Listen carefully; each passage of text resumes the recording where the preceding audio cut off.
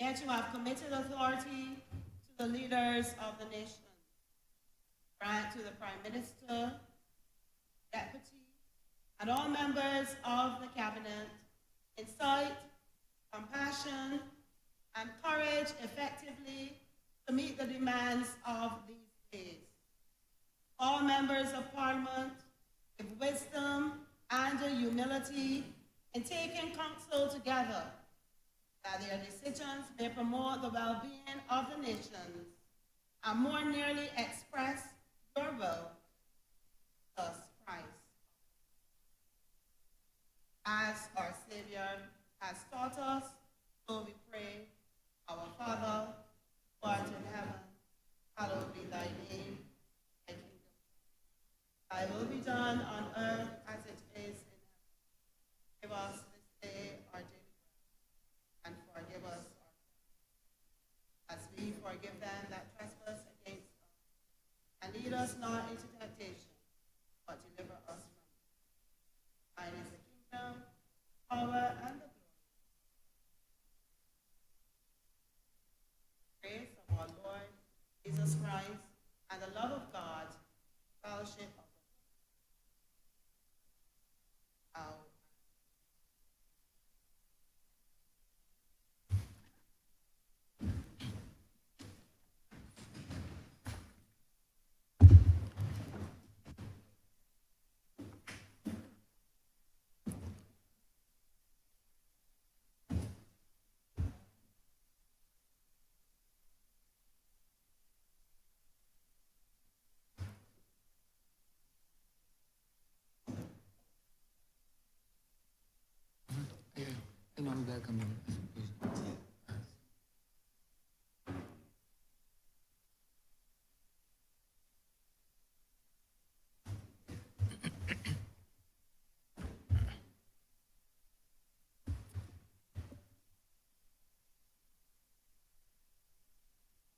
This house is in session. I wish to acknowledge the presence of the family of Dr. Dennis Lowe. And I hope that the tributes that you hear this morning would provide a degree of comfort for you.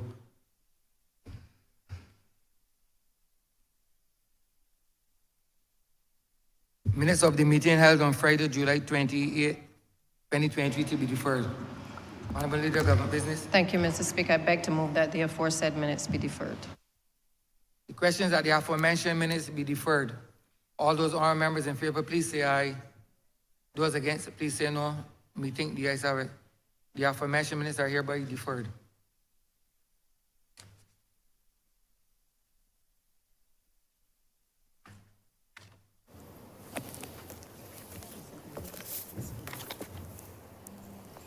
Announcements by Your Honor, the Speaker. Messages from Her Excellency, the President.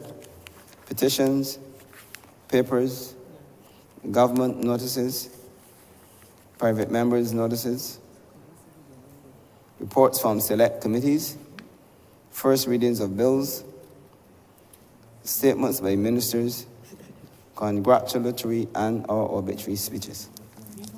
Honourable Leader of Government Business. Thank you, Mr. Speaker. I too, like you, would wish to welcome the family of the late Dr. Dennis Lowe, for whom we join together today to pay tribute to his life in politics and certainly life of service to the people of this country and certainly to the people of Christchurch East, whom he would have represented during the tenure of his time in political life. Allow me to acknowledge his brother, Mr. Anthony Lowe. I know Venice is overseas, his other brother, or he's not with us today. His sisters are here present with us, Sherry Ann Lowe, Wendy Lewis, Heather King, Catherine Innes. The four sisters are with us. We also have Anisha King, his niece, Tyrone Lowe, his cousin, Demarian Goodman, a nephew, along with Dario Goodman, also a nephew, Jamar Springer, another nephew, and I believe his sons, Miles and JD, couldn't be with us today. I think they're overseas. And I would also want to make special mention of his personal assistant for many, many years, Guylaine Luke, who I know is also listening very closely this morning as well. Today, Mr. Speaker, we pay tribute to Dr. Dennis Lowe. He would have died on the 16th of September of 2022 at the age of 64.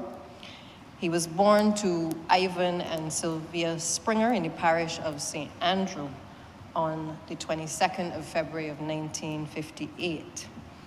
What is interesting, Mr. Speaker, is that Dr. Lowe would have received his early education at St. Saviour's Mixed until the age of 12 years of age, when he left school, by all reports, to become a gardener in order to assist his family at the time.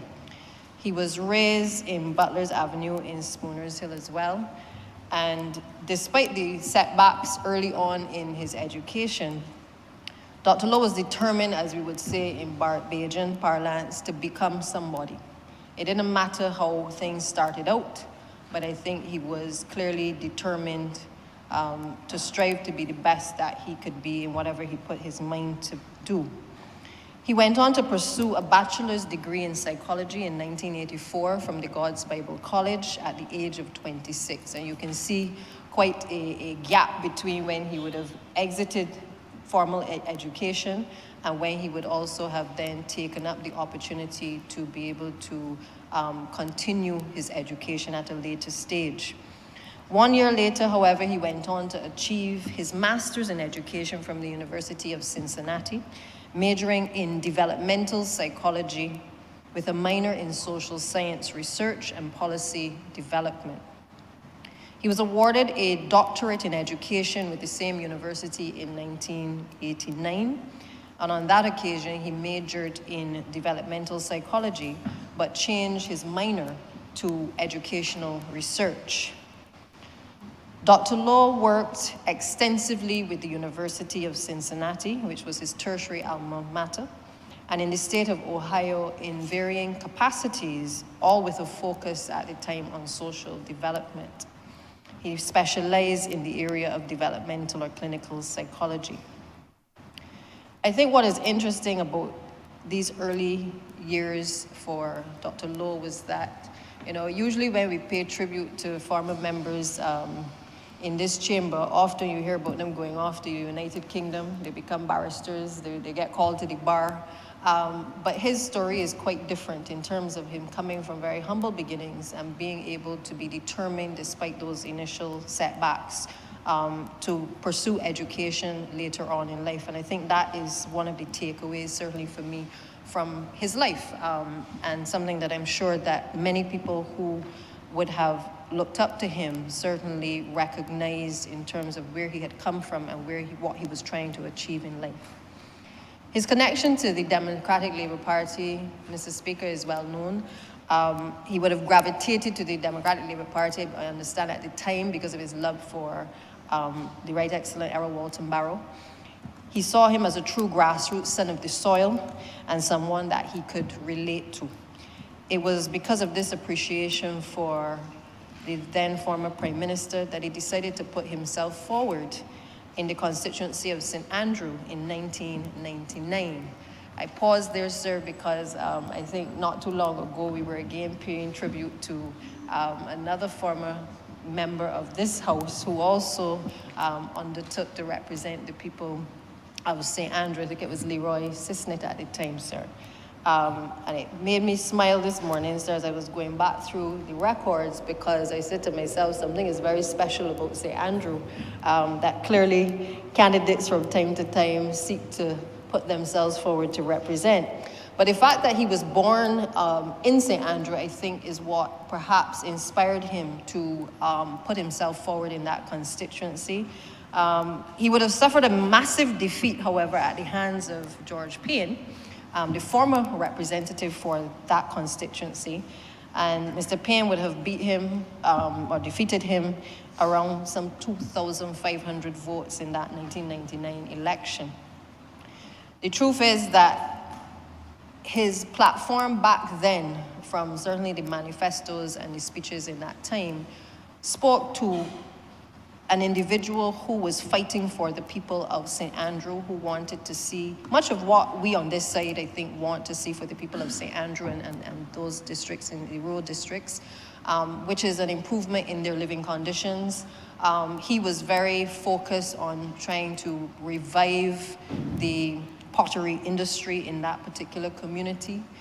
He was interested in being able to create better living and working conditions for the people in the area. Job opportunities was at the forefront of his campaign.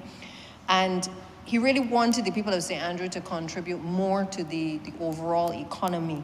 And therefore, it was his focus as well to, as we have done in this administration, focus on the road rehabilitation. Because again, if you're able to connect people, then the intention overall is that you will have an improvement in the ability of people to be able to access the economic activity taking place in that particular area, as well as encourage people to get involved in more economic activity. We've certainly seen it, Mr. Speaker, in the St. Joseph area with the improvements in that community, and that has now become a hive of activity down Bashaba, much to the pleasure of the Honourable Member who sits next to me, who represents St. Joseph. But I think that was the genesis of what drove Dr. Lowe, that he was from the area. He wanted to see those improvements. Obviously, while he grew up initially in the community, he went to school in the community, he understood that for many, many years, the country areas were often neglected. And, you know, sometimes they refer to the country areas as the outside child of government at times. I mean, I think he would be pleased today to know that certainly we have taken on board a number of those concerns, and certainly the concerns of the former representative, Mr. Payne, in that we have brought the project, which is the Scotland District Rehabilitation Project, which has gotten on the way, and we are starting to see the signs of development and road rehabilitation in that particular community taking place. And certainly that is a project that will bring tremendous benefit to the people of that community. I think, sir, it is fair to say that, you know, many might feel that we should have abandoned the Scotland district. We feel that we have to make all best efforts to preserve that area and to preserve where people live. And so I'm sure that as this project continues to get underway and that it gets to completion, I'm sure that Dr. Lowe will be smiling from above as it relates to the progress of these works. Defeat, however, did not stop him in 1999, and clearly he had a love for politics, but also a love for service. And he went on to serve as an opposition senator for the Democratic Labour Party in 2003.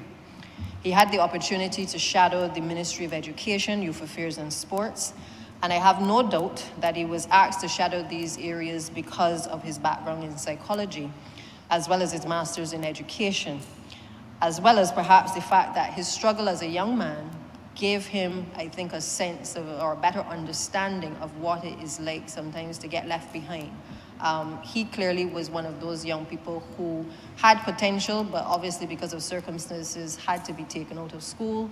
And therefore, you know, I think he could relate to other young people who may have talents, but this educational curriculum may not be necessarily focused on what they're particularly interested in. That perhaps was why he was given that opportunity to shadow that area. And I think when I come later to speak about his involvement in the constituency, I think it is why he endeared himself as well to many of the constituents, because he could relate, especially at the grassroots level, to persons who often feel overlooked in society. And again, that is perhaps not something that is well known in terms of his background, but I think as I examine the man that was Dr. Dennis Lowe and where he has come from, I think it was really his humble beginnings, the fact that he came up rough, but was able to still overcome a lot of the obstacles to succeed and to certainly serve at the highest level, that made him really want to reach out to people and to make better lives for people, certainly in the constituency of Christchurch East, which he then went on to serve. It was clear that in the Senate, Dr. Lowe was also able to sharpen his oratorial skills. The truth of the matter, sir, is that the Senate is one of those places that, certainly for myself, it is a place where you learn, you get to develop your philosophy. You get to speak freely. You have the independent senators. In some cases, you might have the government senators, depending on which side of the floor you're on. But it gives you a bit more flexibility in developing your thoughts and your positions on a number of areas. And I think that would have that opportunity to serve in the Senate as an appointed member would certainly have given him an opportunity to be recognized by the political party, but also to, as I said, sharpen his skills in terms of debating as well and become a name within Barbados, within the political framework as well. The Senate is obviously not as combative as the House. We have perhaps been lucky because we have 30 seats, but I can tell you, certainly in the days when Dr. Lowe was on this side as part of the government, he would have the sessions in this House, as young people would say, real hot. Because here is where the cut and thrust of politics takes place. As I said, while in the Senate, you get the opportunity. Well, I think it is robust now, but it is not as robust as what happens when you have government and opposition across the floor.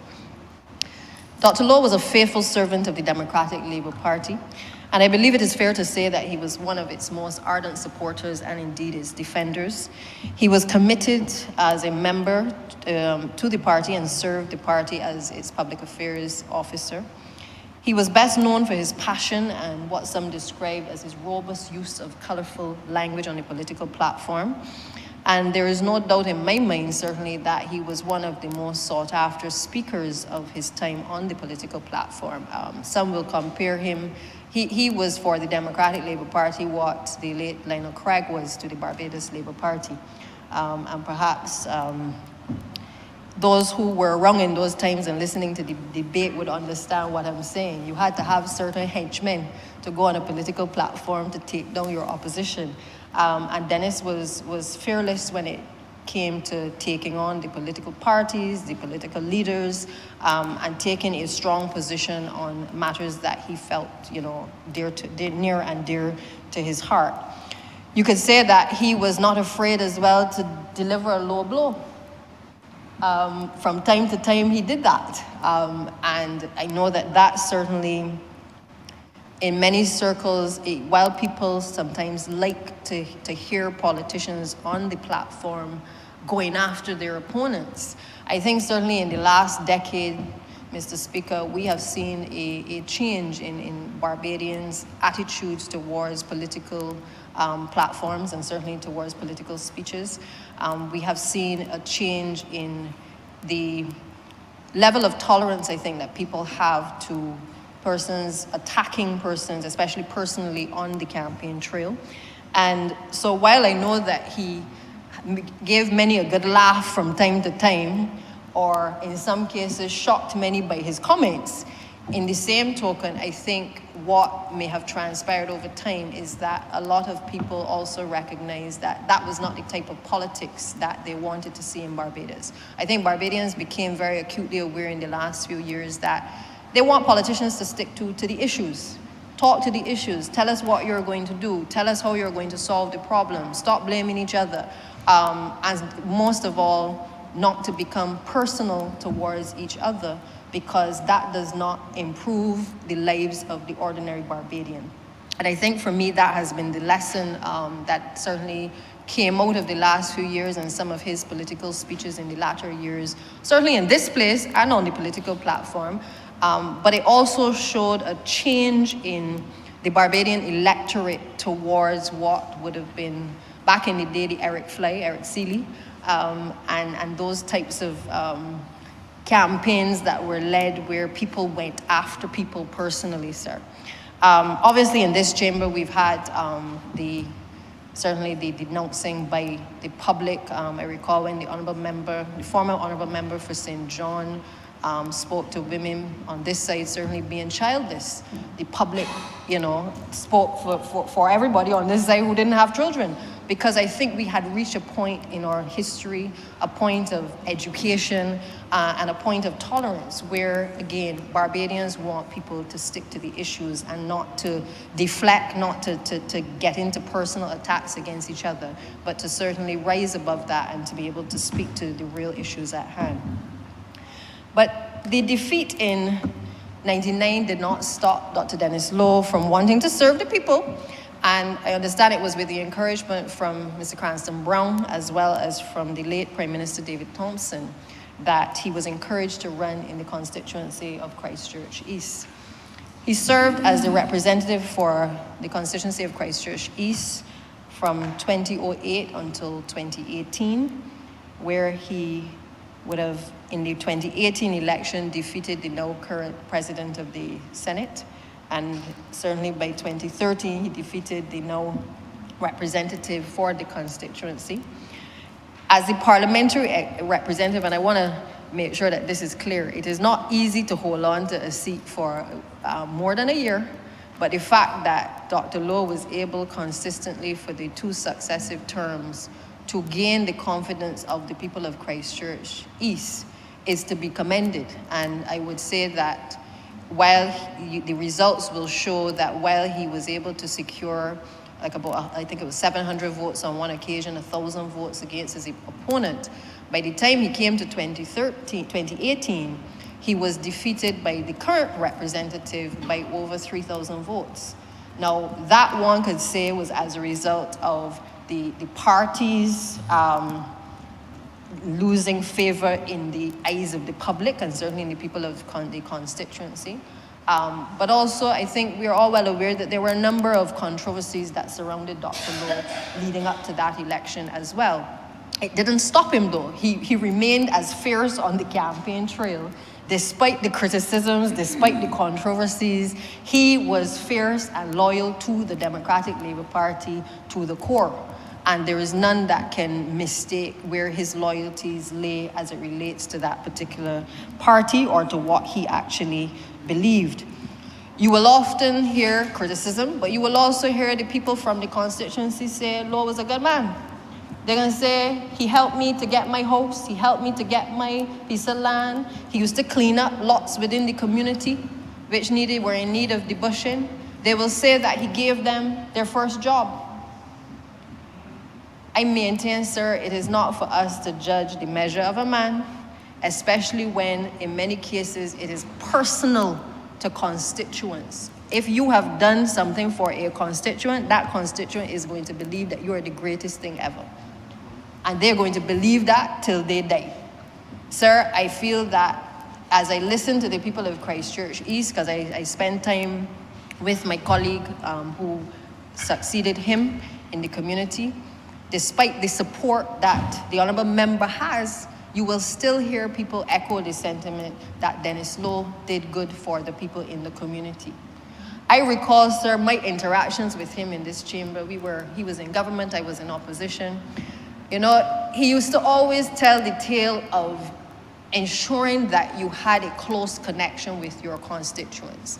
And it was more than just, you know, throwing a party, going to church, doing activities in the community.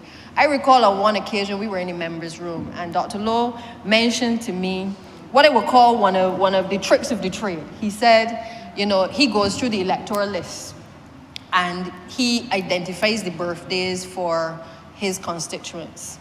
And he doesn't get any fancy printed card or anything like that. He just gets the office to print on plain paper a birthday greeting to each of his constituents, and he sends that out.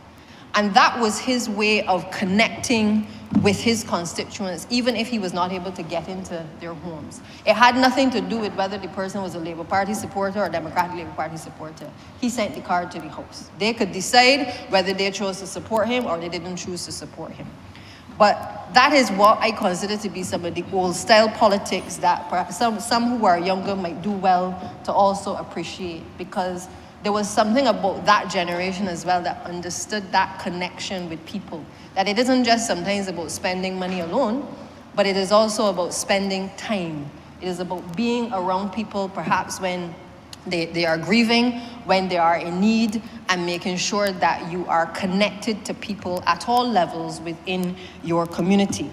Of course, I also recall in the 2018 election and one platform meeting, while commending the Democratic Labour Party for the work that it had done in the previous decade, he said, man, I got some 500 people that the Democratic Labour Party has employed within my constituency over the previous 10 years.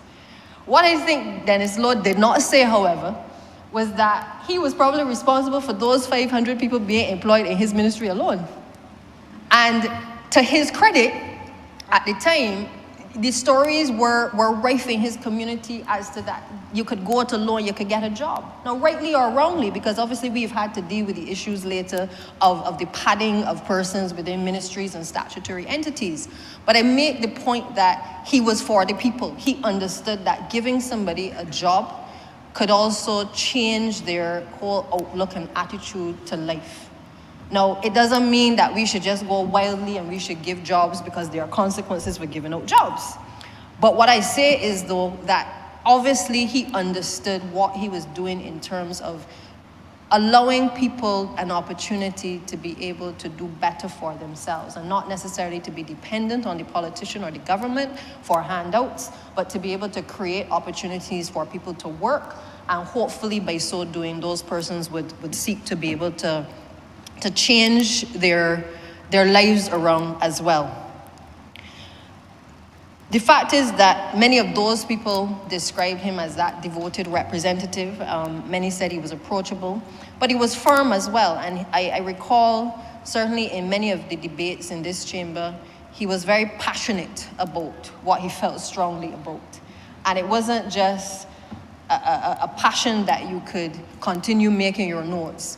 Dennis Law used to jump up and down in this chamber. He used to hit the table, he would get on bad. He would behave as though he was on the political platform. There was theater when Dr. Dennis Law spoke in this chamber, sir. Y'all are laughing, but I mean, go back and watch the speeches. I sat over there and I watched him. I mean, honestly, for me, those types of debates are you would normally see people in full theater on a political platform. But when you saw Dr. Dennis Law in here making a point about his people, about the environment, about things that he felt passionately about, it was like theater. It was like you were watching a dramatization taking place in front of your very eyes. That was the type of style of politics that he brought to the fore. So you couldn't continue doing anything. You had to stop and you had to listen to what he was saying. Even if you didn't agree with what he was saying, you had to pause and you had to listen to what he was saying. And it didn't matter if the look on your face was one which was frowning on what he was saying. Dr. Dennis Law was going to keep going until his 30 minutes were up. And then he would beg the speaker for the additional time to continue speaking, or in some cases, Mr. Speaker, he would ignore the speaker when the time was up. The truth is that, I think his life of service really didn't begin in politics, but I think from all reports from the constituents and others that I've spoken to, he started before, and I think that is a piece of advice that persons who want to enter public life would do well to take away from his life. You can't start to become a politician the day that you are announced as a candidate. You need to put in the work beforehand. You need to basically work with people in the communities. You need to do things within the communities. I think he was very well known as well for organizing the summer camps, even before the Democratic Labour Party became famous for the summer camps, and for the wrong reasons. But he was at the forefront of making sure that summer camps were taking place within his community. And why? Because I think he understood as well that in the vacation period, you needed to have a situation where you give the parents a little ease, but you also give children an opportunity in a wholesome environment to also learn things and to be engaged within those downtime periods. So I think that there was much value, certainly perhaps from his upbringing in terms of how he was raised, but also I think he understood that you have to connect with people not only at the time of an election, but you have to maintain that contact, and you also have to become connected even before you put yourself forward for electoral office. As a minister, he was the Minister of Environment and Drainage, Water Resources, certainly two of the ministries that I now have responsibility for. I know the drainage unit was certainly one of his projects. He was a dedicated environmentalist. He also believed in conservation. And he tried to support, at the time, this waste to energy strategy.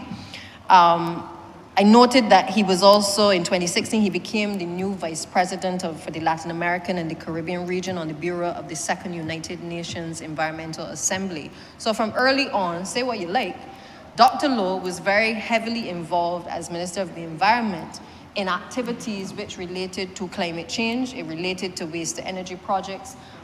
He was that advocate, certainly on the international scene and regionally, that spoke to a number of these issues and the changes that needed to be made in relation to water conservation as well as in relation to drainage works across the country. He also held the portfolios of Minister of Social Care and Constituency Empowerment and Urban Development, that's what it was called at the time.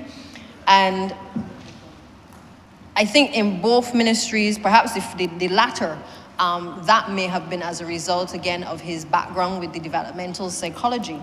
But he clearly had an interest in the environment and demonstrated that, because I think most people will probably more remember him for his involvement with the Sanitation Service Authority. They may be reminded of his involvement with the National Conservation Commission, and certainly with his overall ministry, because he was very vocal. He didn't wait for an opportunity to speak. Dr. Dennis Lowe took the opportunity to speak and to make announcements even on the floor of Parliament, because many times he made the announcements relating to the public press releases on the floor of Parliament. It had nothing to do with the debate at hand, but Dr. Lowe was making sure that he was promoting what he was passionate about. I recall at the funeral for Dr. Lowe as well that there was another side that was spoken about by the Reverend Dr. McCarthy Hines, who would have known him from his days studying as a licensed minister at the Caribbean Wesleyan College. And he described him as a prime example of how hard work and dedication to a belief can propel one into greatness in any field. I recall his words as well that Dr. Lowe got a second chance at life. I recall the transition, certainly in this place, where for us on the other side, we saw him as a preacher. We didn't just see him as a debater. We didn't just see him as a member of the Democratic Labour Party, but there were points at which he clearly could have had a second profession when he left political office, because in many cases he would venture into speaking about the Bible. He would venture into theology. He would speak to issues that, again, he was very passionate about on the floor of Parliament. And it would often feel that we were not in Parliament, but that we were really in church, because he brought that type of oratory skills into the Parliament. And I think that also helped him to develop the positions that he also took from time to time. Now, the truth of the matter is that Dr. Lowe, having been surrounded by controversy, also, I think, during his tenure as the representative for Christchurch East, also in this place, I recall his closeness to his mother, because he often related to her in almost every speech when he spoke on anything. It had nothing to do with his mother, but he would find a way to connect something to do with his mother. And I think that certainly impressed me in terms of obviously there was a close connection there in terms of how he was raised and his love for his mother. I remember when she was sick, we had a brief conversation about her, and it was clear that he felt it to his core in terms of her illness, and certainly indeed later in terms of his loss. And I know when he spoke on the floor of Parliament as well regarding her passing, you saw a different side of Dr. Lowe. You saw a calmer person. You saw a person who clearly cared about his mother and about the person who had brought him into this world, and no doubt had struggled with him over the course of the last previous years prior to her death. So I say that, sir, because sometimes we focus sometimes on negatives, but I believe that in this place we are all here for a reason. We're all here because we have chosen to come into public life to be able to serve. We may differ in terms of our philosophy from time to time, but the one thing that we must never forget is that there is that human side. It's a side that people don't often see. But regardless of what we say on the platform, that we must always appreciate and respect each other on a personal level. And that must always be the takeaway, I think, for certainly young members coming into the political arena, but also for those who are in the political arena, because you can take strong positions that rile up a crowd, but you also have to sometimes think about how the messages that you put out there, how those are impacting on people. Because we get along sometimes in here, even across the political divide. But when you say things that are hurtful, sir, sometimes the public takes that on board and they carry that with them. And so we have a responsibility too to be careful with the messages that we craft on the floor of Parliament, and to promote the right messages, I think, at all times. I think later, as Dr. Lowe came closer to the end of his 2018 career, I got a little concerned at times because his narrative, for me, especially knowing that he'd studied the theology, his narrative at times disturbed my soul, because I found at times that he was very critical on a personal level, and sometimes unnecessarily so. I mean, that was what he was passionate about, and he was free to say what he wanted to say. But for me, sometimes he went a bit too far. And sometimes when you go too far, you can't pull it back. But it didn't, I would say, it allowed us to understand where he stood. And I think as someone who had studied theology, I would have hoped too that he could have been more fair and more balanced in his approach, certainly to people who are different in our society. And perhaps even though you have strong views, sometimes you still have to be cautious how you put that over to the general public. But all in all, I think the takeaway from his life is that he was passionate, and he was passionate for a cause. He wanted to come to public life to be able to serve people. He did just that throughout the course of his career, irrespective of perhaps mistakes that he may have made along the way. I think that in his latter years, that he perhaps came to a better understanding of who he was and what his purpose was here, certainly in terms of service. I was particularly interested to hear that closer to his passing, he was particularly keen on doing his memoirs about not just his life in politics, but he wanted to write a book as it relates to his journey into religion as well. Again, this is unfortunate that we have never had the opportunity to be able to have that become a reality, because again, just like so many others who have passed through these chambers, the failure to document the journey ends up allowing others to tell the tales about you that sometimes are not true, or that they add spins to the story. That if you were alive, you would be cussing them left, right, and center. And sir, I really do feel yet again that I have to encourage colleagues, and certainly those who have passed through this chamber and certainly the other place, to take the time to document some of the, not just the achievements and the highlights within your own career, but certainly to be able to allow the public to understand better what politicians do. Because if people don't understand what we do and what we go through, there will always be the concern when you say, oh, well, politicians should get a little bit more money, or they should do X, or they should do Y. There's always going to be this misappreciation of what we actually do, sir. And I think persons like the late Sir Lloyd Erskine-Sandiford, the late Prime Minister Owen Arthur, they took the time to document and to create memoirs about their time in politics. There are very few books written about certainly the last decade of political life. I think the last book would be the Eyewitness book by the late Harold Hoyt.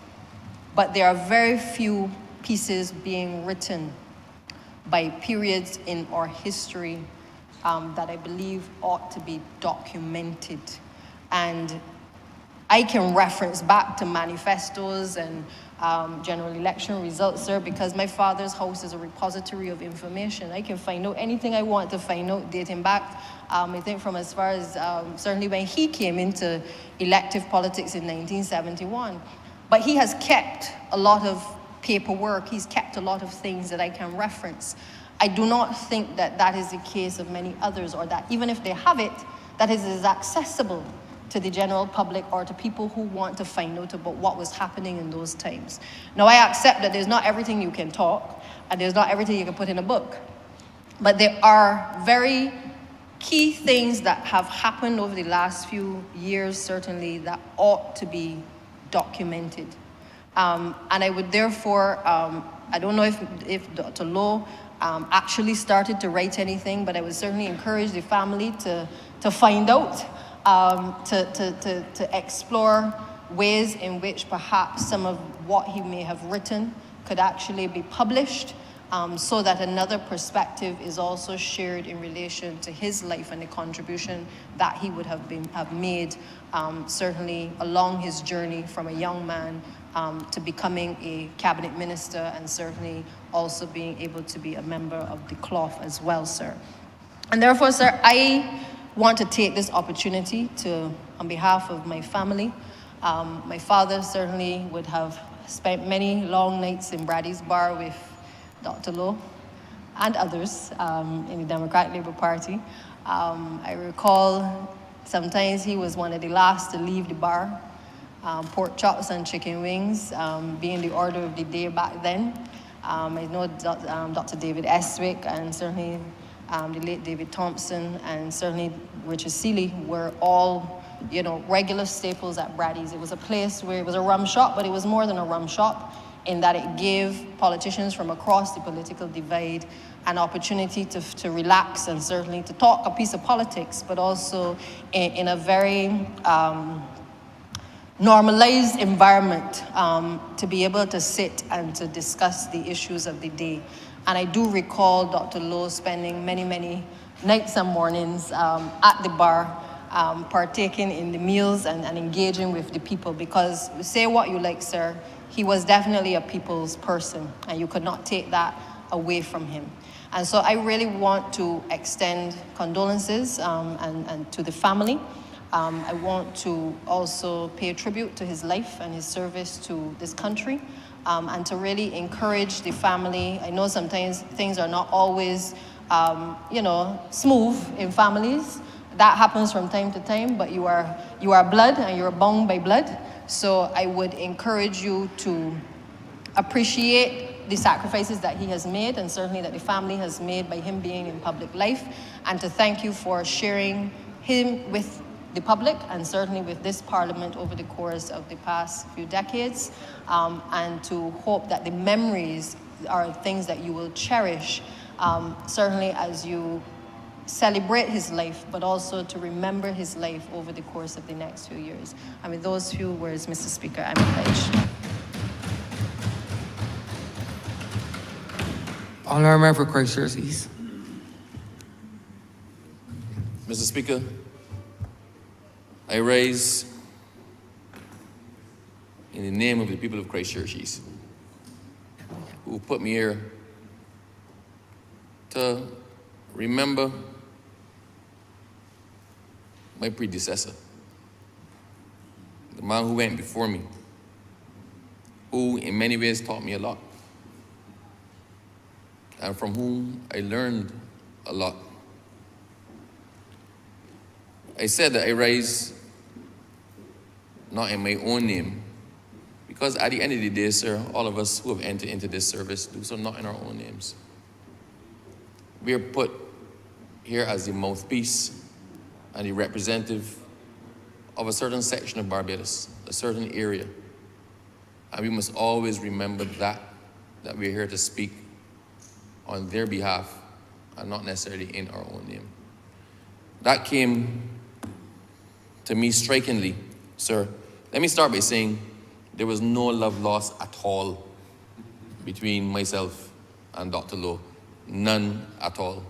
We hear anecdotally about political opponents sharing a drink, or political opponents like in a party together, our political opponents sitting on the same table. That was not the reality between me and Dr. Dennis Lowe. So I want to start by putting my cards on the table.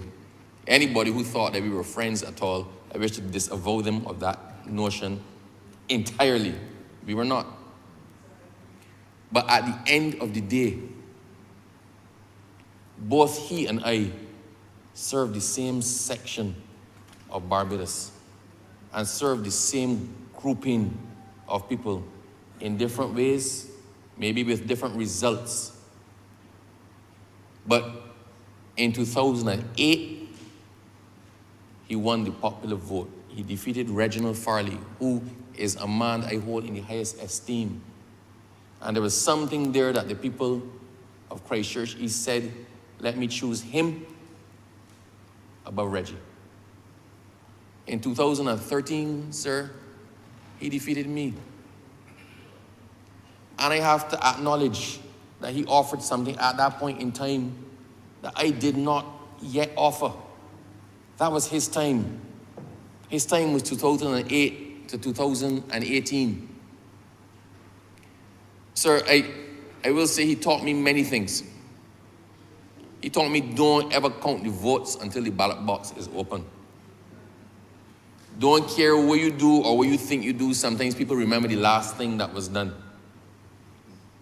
The Honourable Leader of Government Business spoke about the fact that he gave over 500 people jobs. I know exactly when he gave them. It was in the lead-up to the 2013 election, when the nation, about 3 weeks out from the election, published a poll. And they said in the surprise turn of events, newcomer Abrams neck and neck with incumbent Dennis Lowe. Between the publishing of that poll and the date of the election, the Honourable Dr. Dennis Lowe gave out about 500 jobs in sanitation, in NCC, in environment. And quite frankly, on his part, that was a master stroke. There was a lady in parish land who had been a client of mine when I was a lawyer, and I had assisted her family and her son for 5 years. I assisted them. I was counting that vote. In the votes that I was counting was that vote. I went to see her 2 days before the election. And at least she was honest with me. She said, Mr. Abrams, I know they promised you the vote, but you can't get it now. I said, what happened? She said, Lord, give the little boy a pick. And he gave a pick. He was looking for a job ever since he get a job. So Mr. Abrams, truthfully, I got to give Lord the vote. I knew then I need to start planning for the next election. And it causes all kind of problems later. But the fact was, he was a man who did what he had to do to win. It was a win at all costs. Sir, so he taught me not to count the votes before the ballot box is open. He also taught me some other things. No matter what you do, when the people finish with you, they finish with you. And if we all stay long enough, it at some point in time will happen to us all. No matter what you did, what you have done, when the people are done with you, they are done. So, sir, the Honourable Leader of Government Business touched on this as well. We as well need to look at parliamentary reform. We have to allow people to give their best years to politics and then move on to something else. We have to allow politicians to know there's something outside of politics so you don't stay past your sell-by date. We have to let people know that this is not easy. This job that we are in is a lonely job. When you win, everybody is there to shake your hand and hug you up. When you lose, you sit on there by yourself with maybe one or two loyal supporters, and you take that loss because nobody don't know you when you win, when you lose. I remember in 2013, we had pushed and pushed and pushed. As I said, the writing was on the wall. And we were still hopeful. And we did everything that we could do. Everything we could do. And when those votes started to count, you're hearing low, low, low, Abrams, low, low, low, low, Abrams. Gradually, before the end was done, people started to leave. And when that count was finished, you had the people who really supported you still there. I had one of my diehard supporters sitting next to me crying hard, right? And you felt that desolation of defeat, that desolation of what was effectively a public rejection of what it is that you had to offer. I remember in 2018, when the count was done, they had a whole ton of people fighting outside my office. And I left to go and pick up some drinks. And I passed by the constituency office of Dennis Lowe. And it was a ghost town. He was taking in 2018 what I took in 2013. And that is no easy thing to take. What we do, the vilification we suffer at the hands of the public sometimes, the vilification that we suffer at the hands of our political opponents is not an easy thing. It is a soul-crushing thing sometimes. Another lesson he taught me was to be true to yourself. I don't have to do what the next person is doing in order to win. I'm presenting myself as a candidate. I'm presenting myself as a possible representative, and I need to sell myself. I'll tell you why. There's a particular lady in the constituency.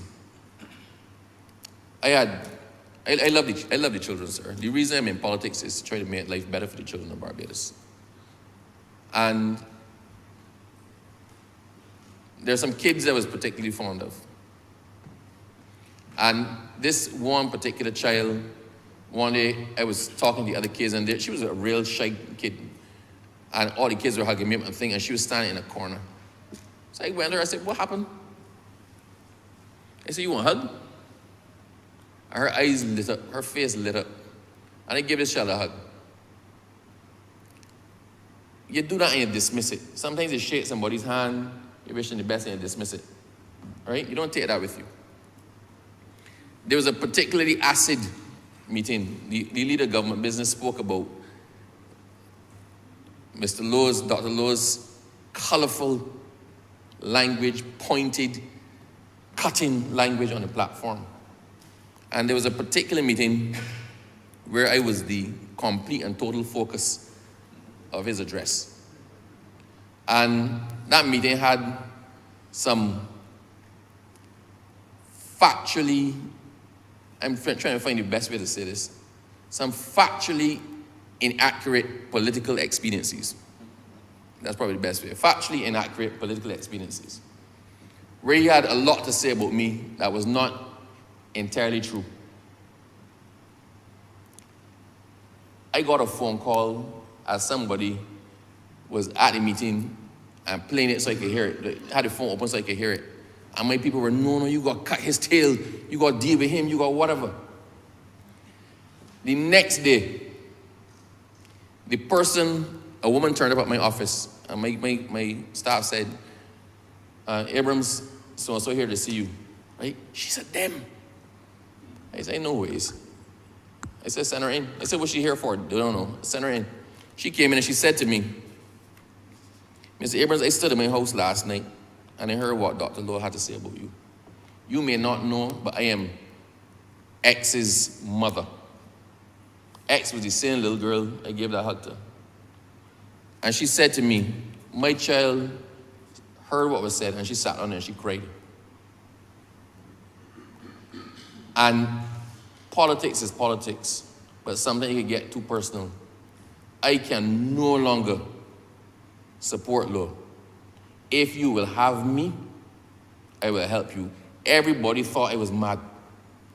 Everybody thought I was mad. My whole campaign team thought I was mad. But I took her in.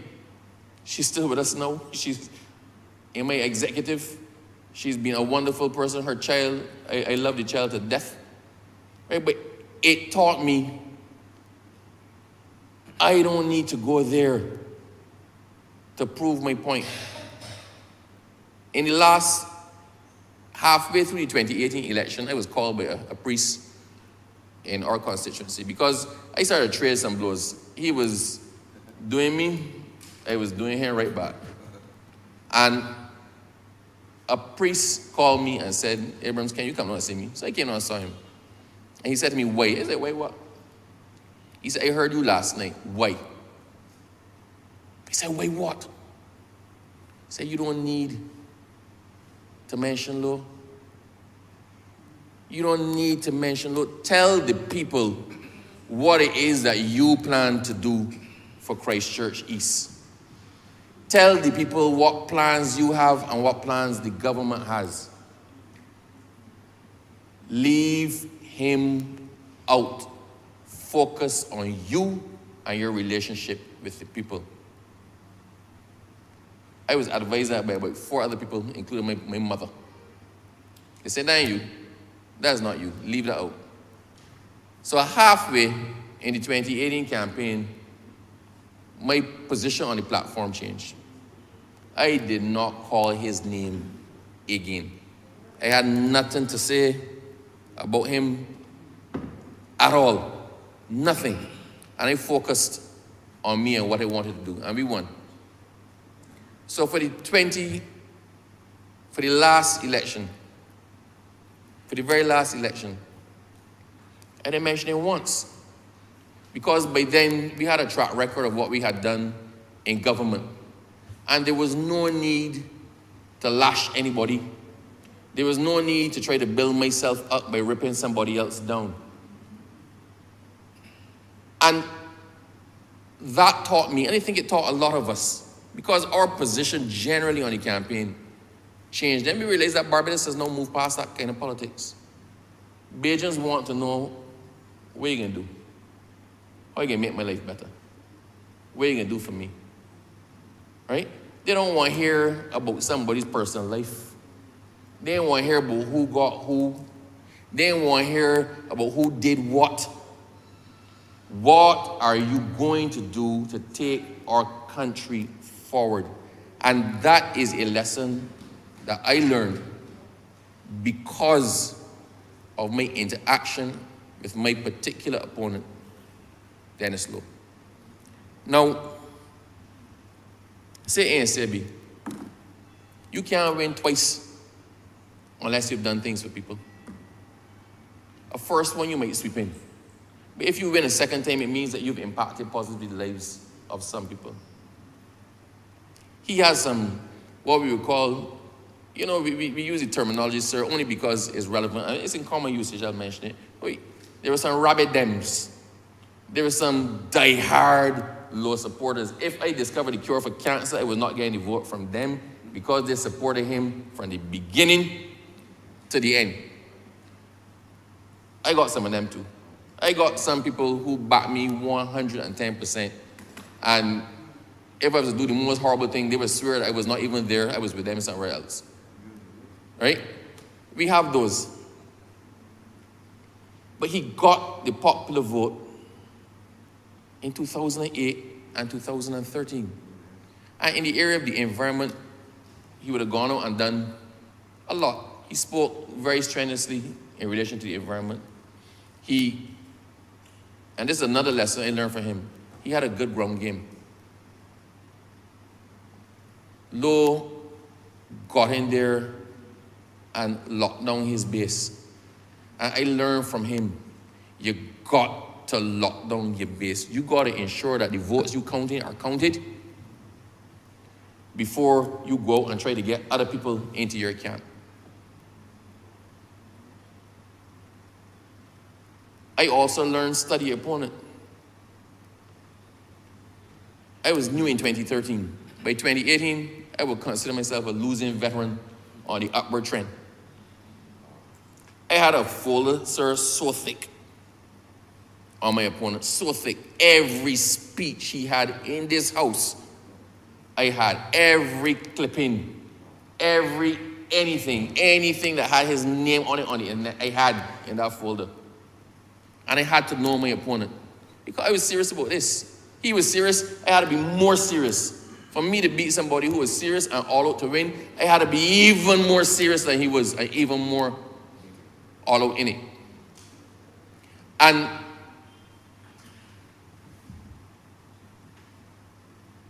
I would probably not be as committed and as strong a person now had I not had to overcome, whether I like him or not, a person who was at that time a strong opponent.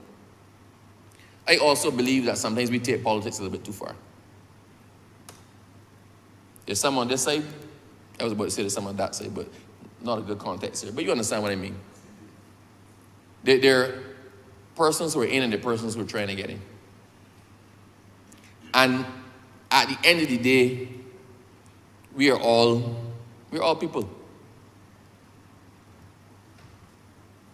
I have a mother and a father and a sister and a wife and friends who love me and who are hurt by things that are said about me and things that I may say about people. In the same way, with all that is said, the gallery is full. The gallery is full of Dr. Lowe's family. He was a man.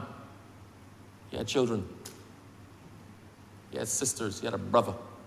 He had a family. And because we're on opposite sides of that divide, there's no reason for me to pull a family into the nastiness that sometimes is politics, which you all did not necessarily sign up for, but which becomes part and parcel of your association with somebody who's in politics. We need to rise above that. I will tell you, sir, that because of the relationship that we had and the honesty of that relationship, I was initially not going to go to the funeral. Being serious. I was not going to go to the funeral. And somebody called me in glee when the news broke that Dr. Lowe had died.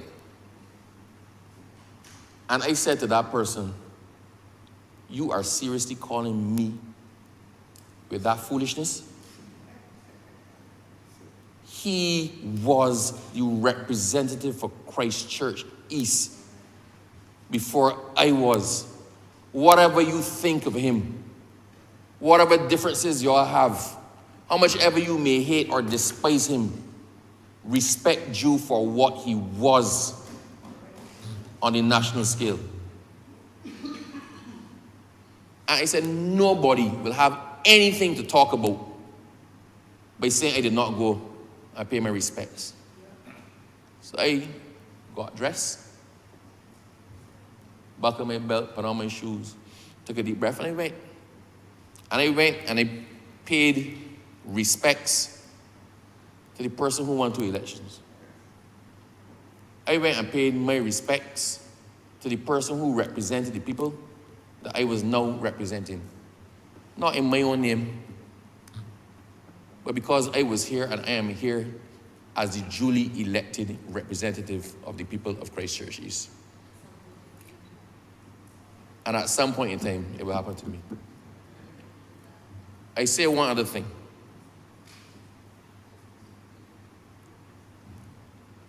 Don't be fooled. Barbados is split 40% DLP supporters, 40% BLP supporters. For us to win the way that we won in 2018, and then again last election, sir, it meant that Democratic Labour Party supporters had to come and vote for us. It meant that people who supported Lowe in 2013 came out and voted for Abrams in 2018. It may be for a number of reasons. I can't disrespect them and their choice in 2013 because I appreciated them and their choice in 2018. And we always must remember that at the end of the day, when you're a representative, it's not that I'm a representative for the bees. I'm a representative for all. If you live in my constituency, I am your representative. I guess probably the cruelest irony for Dr. Lowe was the fact that I eventually became his MP.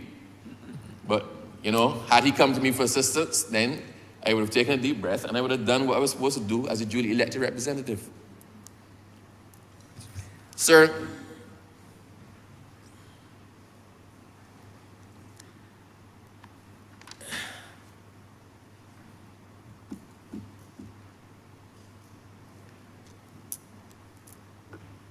we are all in this for time. We all have our different styles and different approaches. I can't speak to anybody else as to how they should or should not conduct themselves or their style of politics. I can only speak to myself. And for what it is worth, I did not agree with many things that Dr. Lowe did. I did not agree with many things he said. I did not agree with many positions he took. But he was practicing his style of politics. It is for me now to practice my style of politics. Over the last 2 elections, the people of Christchurch, he said, we want Abrams. I plan to get them Abrams. I plan to get them Abrams for as long as they want me. Abrams now might have been different from Abrams in 2013. What influences Abrams now might be a whole hodgepodge, an accumulation of other influences, and some of which, quite frankly, as I said, the lessons I learned from Dr. Lowe.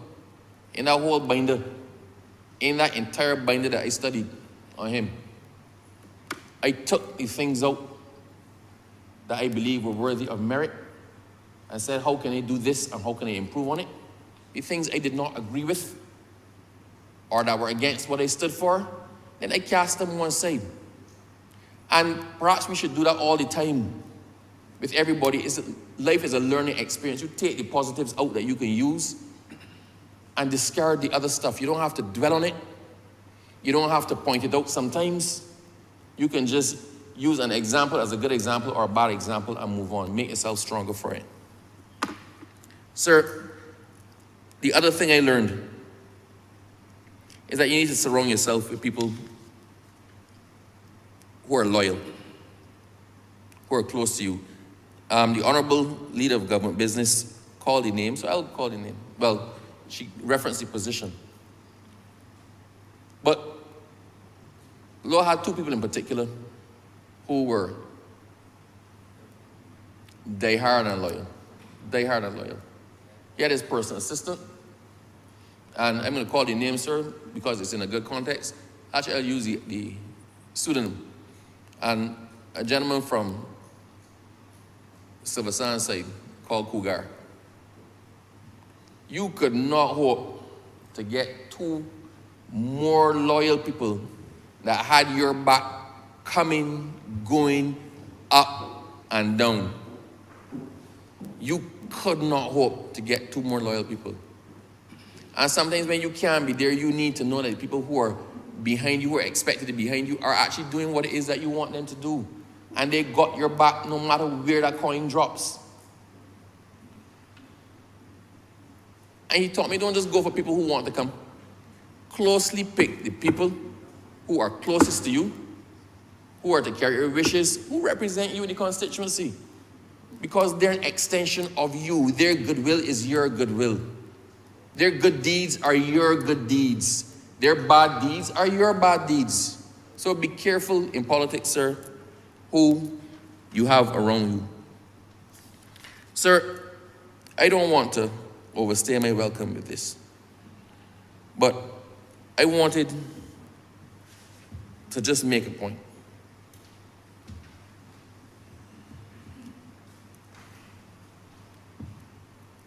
Dr. Lowe was somebody you either liked or you hated. He was a man who evoked polar extremes in people. You either loved him or you hated him. That's the reality. You either supported him or you didn't support him at all. But at the end of the day, when we throw everything up in the air and it lands and we take out what we want and we take out what we don't want, at the end of the day, history will show that for 2 terms, the people of Barbados, the people of Christchurch East chose him over and above anybody else. And I'm glad, sir, that when you throw things up in the air and you shift it out, I can equally say that the people of Christchurch East chose me for 2 terms over and above anybody else. So at this stage, sir, we're equal. At this stage, we're equal. But his journey is now finished, and mine is still continuing. So, to the people of Christchurch East, and to you, the family of Dr. Lowe, I say respect you. Respect you. My condolences.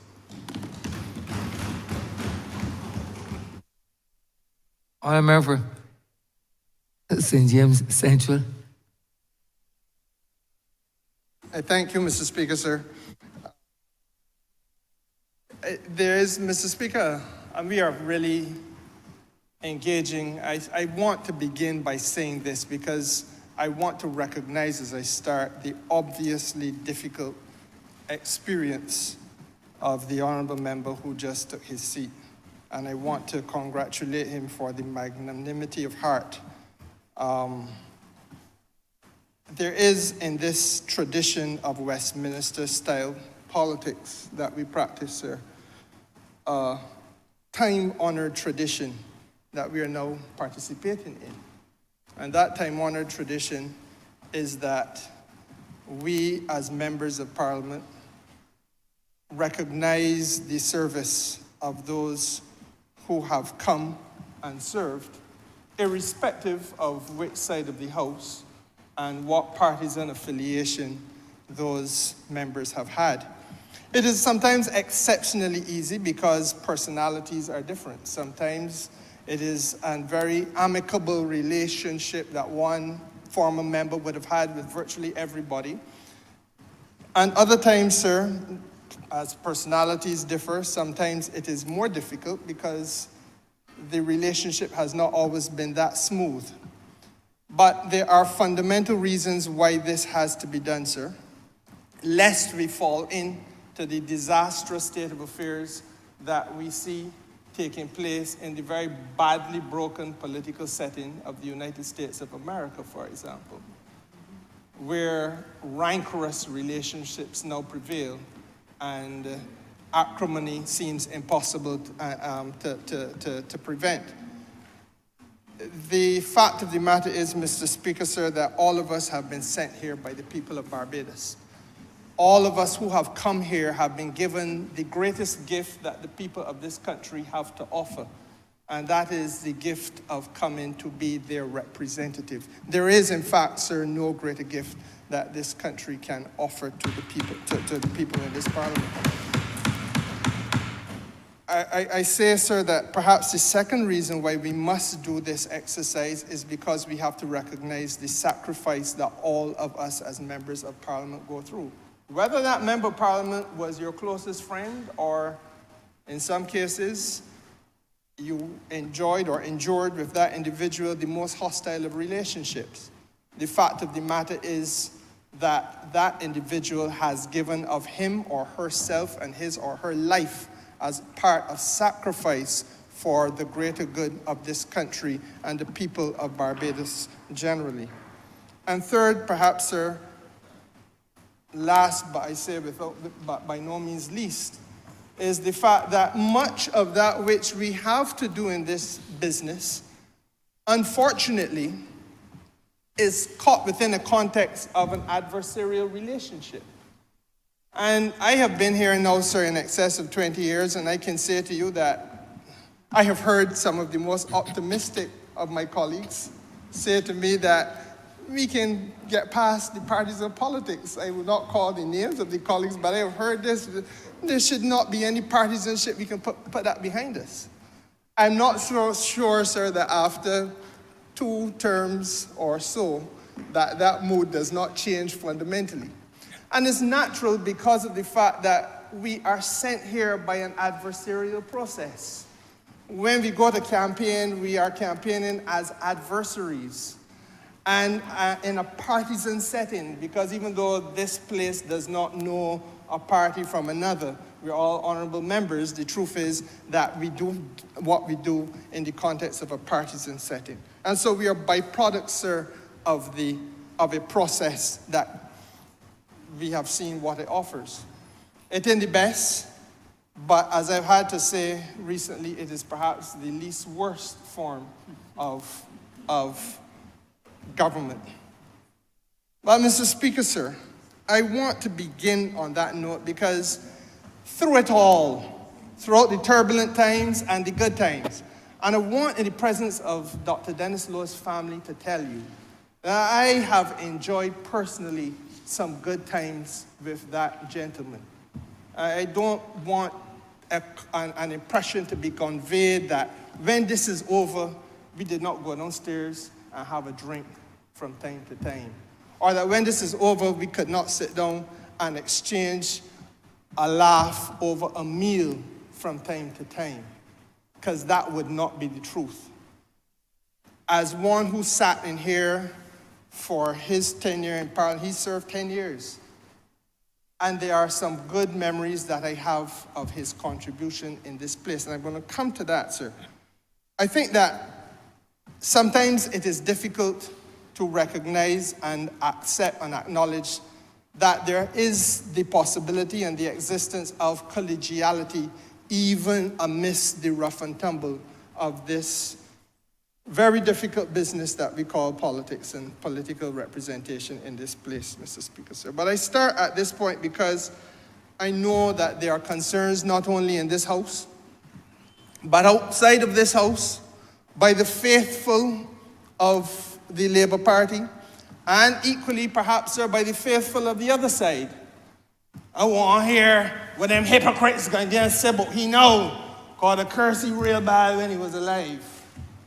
That will be said, and perhaps has been said, and may even be being said, especially as I speak, because I may be accused of one who may have had, I don't think it would have been at the top of the list, but I may be accused of one who had a thing or two to say. But Mr. Speaker, sir, equally, I have picked my battles very carefully because I don't think I'm unfair to anybody. I have engaged with people who were quite capable of defending themselves. So that, but it isn't about me. It is, sir, the larger issue. There are concerns, Mr. Speaker, sir, I have no doubt, about what we will say on this. I can't say this side because there's only one side. That is the gift of the people, that we have all of the seats. But the reality is, Mr. Speaker, sir, we are talking about a former honourable member who was by no stretch of the imagination not capable. He was completely incapable of being anything other than the most robust of campaigners and speakers in this House. I heard the Honourable Leader of Government Business describe him as an individual who, when he was in the right mood and was on his feet, sir, could paint a picture. I can't remember all the words that she used, but it is true. And sometimes he presented himself with a level of ferocity that was very difficult to rival. He was, Mr. Speaker, sir, capable of a turn of phrase that was brutish and brutal. And I believe it would be true to say of him, sir, that he picked his rivals on the basis of the belief that he had that people who he chose to treat to could defend themselves. But Dennis Lowe, Mr. Speaker, sir, was more than that. I want to begin by saying that he was perhaps the most ardent and passionate supporter of the Democratic Labour Party, even on this front bench when they were occupying this side of the House, Mr. Speaker, sir. He was, again, also a zealous defender of the Democratic Labour Party's, or what he perceived to be the party's philosophy and its policies, a most zealous defender of the party's interest. As I say, sir, his oratorical skills were fine. I do not know that I will ever forget 2018 appropriation bill. At that time, sir, we did not go into the well of the House as we now do. So it would be the last debate that we would have done in the old form. And at that time, Mr. Speaker, the former Honourable Member for Christchurch West had a falling out with the Barbados Labour Party, or the Barbados Labour Party had a falling out with her. I don't want to misrepresent what took place. I was too far removed from that. I just know that there was a parting of ways. And the truth of the matter is, Mr. Speaker, that a political party was formed on or about the start of that 2018 appropriation bill. I believe it was called United People's Progressive Party, something like that. And because she was in the House, she therefore became its only parliamentary representative for that few months that ensued after the creation of the party and the 2018 election, when my friend, the current member for Christchurch West, would have taken that seat back. He had held it before. And Mr. Speaker, sir, Dennis Lowe, without a hint of anger, without a moment of apparent vexation, used the skill sets of language to relate to that, and I point in that direction because that is where she sat, relate to that honourable member, as she then was, Mr. Speaker, sir. And by way of complimenting her courage, I remember him describing her, sir, as a shepherdess of individual thought, language which was deliberately designed to suggest that those of us who were not supporting her were being led by the nose whoever it is that was supposed to be leading us intellectually was prepared to take us. He portrayed this place, Mr. Speaker, sir, as a marketplace of ideas, and praised her capacity, sir, to have come here as a member of the Barbados Labour Party and then as a member of the UPP, then created, as an exponent of individual expression, creativity of ideas, and a person of value, to be separated and singled out as apart from those of us who he lumped together and the Barbados Labour Party as being lesser lights. He was gifted, no question about it. There was no anger, there was no animosity in the speech. But it was a deadly speech, Mr. Speaker. And it was crafted and delivered deliberately because of the fact that the election was approximately 2-3 months away. And Dennis Lowe had a sense of occasion, and he rose to the occasion and championed his party's interests by using a former member of the Barbados Labour Party, frankly speaking, as a weapon to brutalize all of us who were on that side. Simply put, the message was, how could you all lose a gift like the former member for Christchurch West when you had her in your bosom, and if you would throw that kind of quality away, what would you do with the country if you had it? That was the kind of message that he was sending. And yes, she was weaponized. And it is a form of, I suppose, psychosocial skill that he possessed. And it came through very clearly, very often in some of his speeches, sir. But as I said, I think by way of tribute, I have already indicated that he was exceptionally passionate and an exceptionally zealous defender of the party's interests, of his party's interests. Mr. Speaker, sir, the problem is this, that ardor and passion and zealousness or zealotry does not governance make. And as impassioned and as zealot as one might become, without having policy support and policy infrastructure, you will get nowhere. I do not see Dennis Lowe as having failed individually. I see him as having been failed by the party to which he was exceptionally faithful. Because the truth is that the skill sets that he possessed should have been harnessed better, should have been put to greater and more productive use.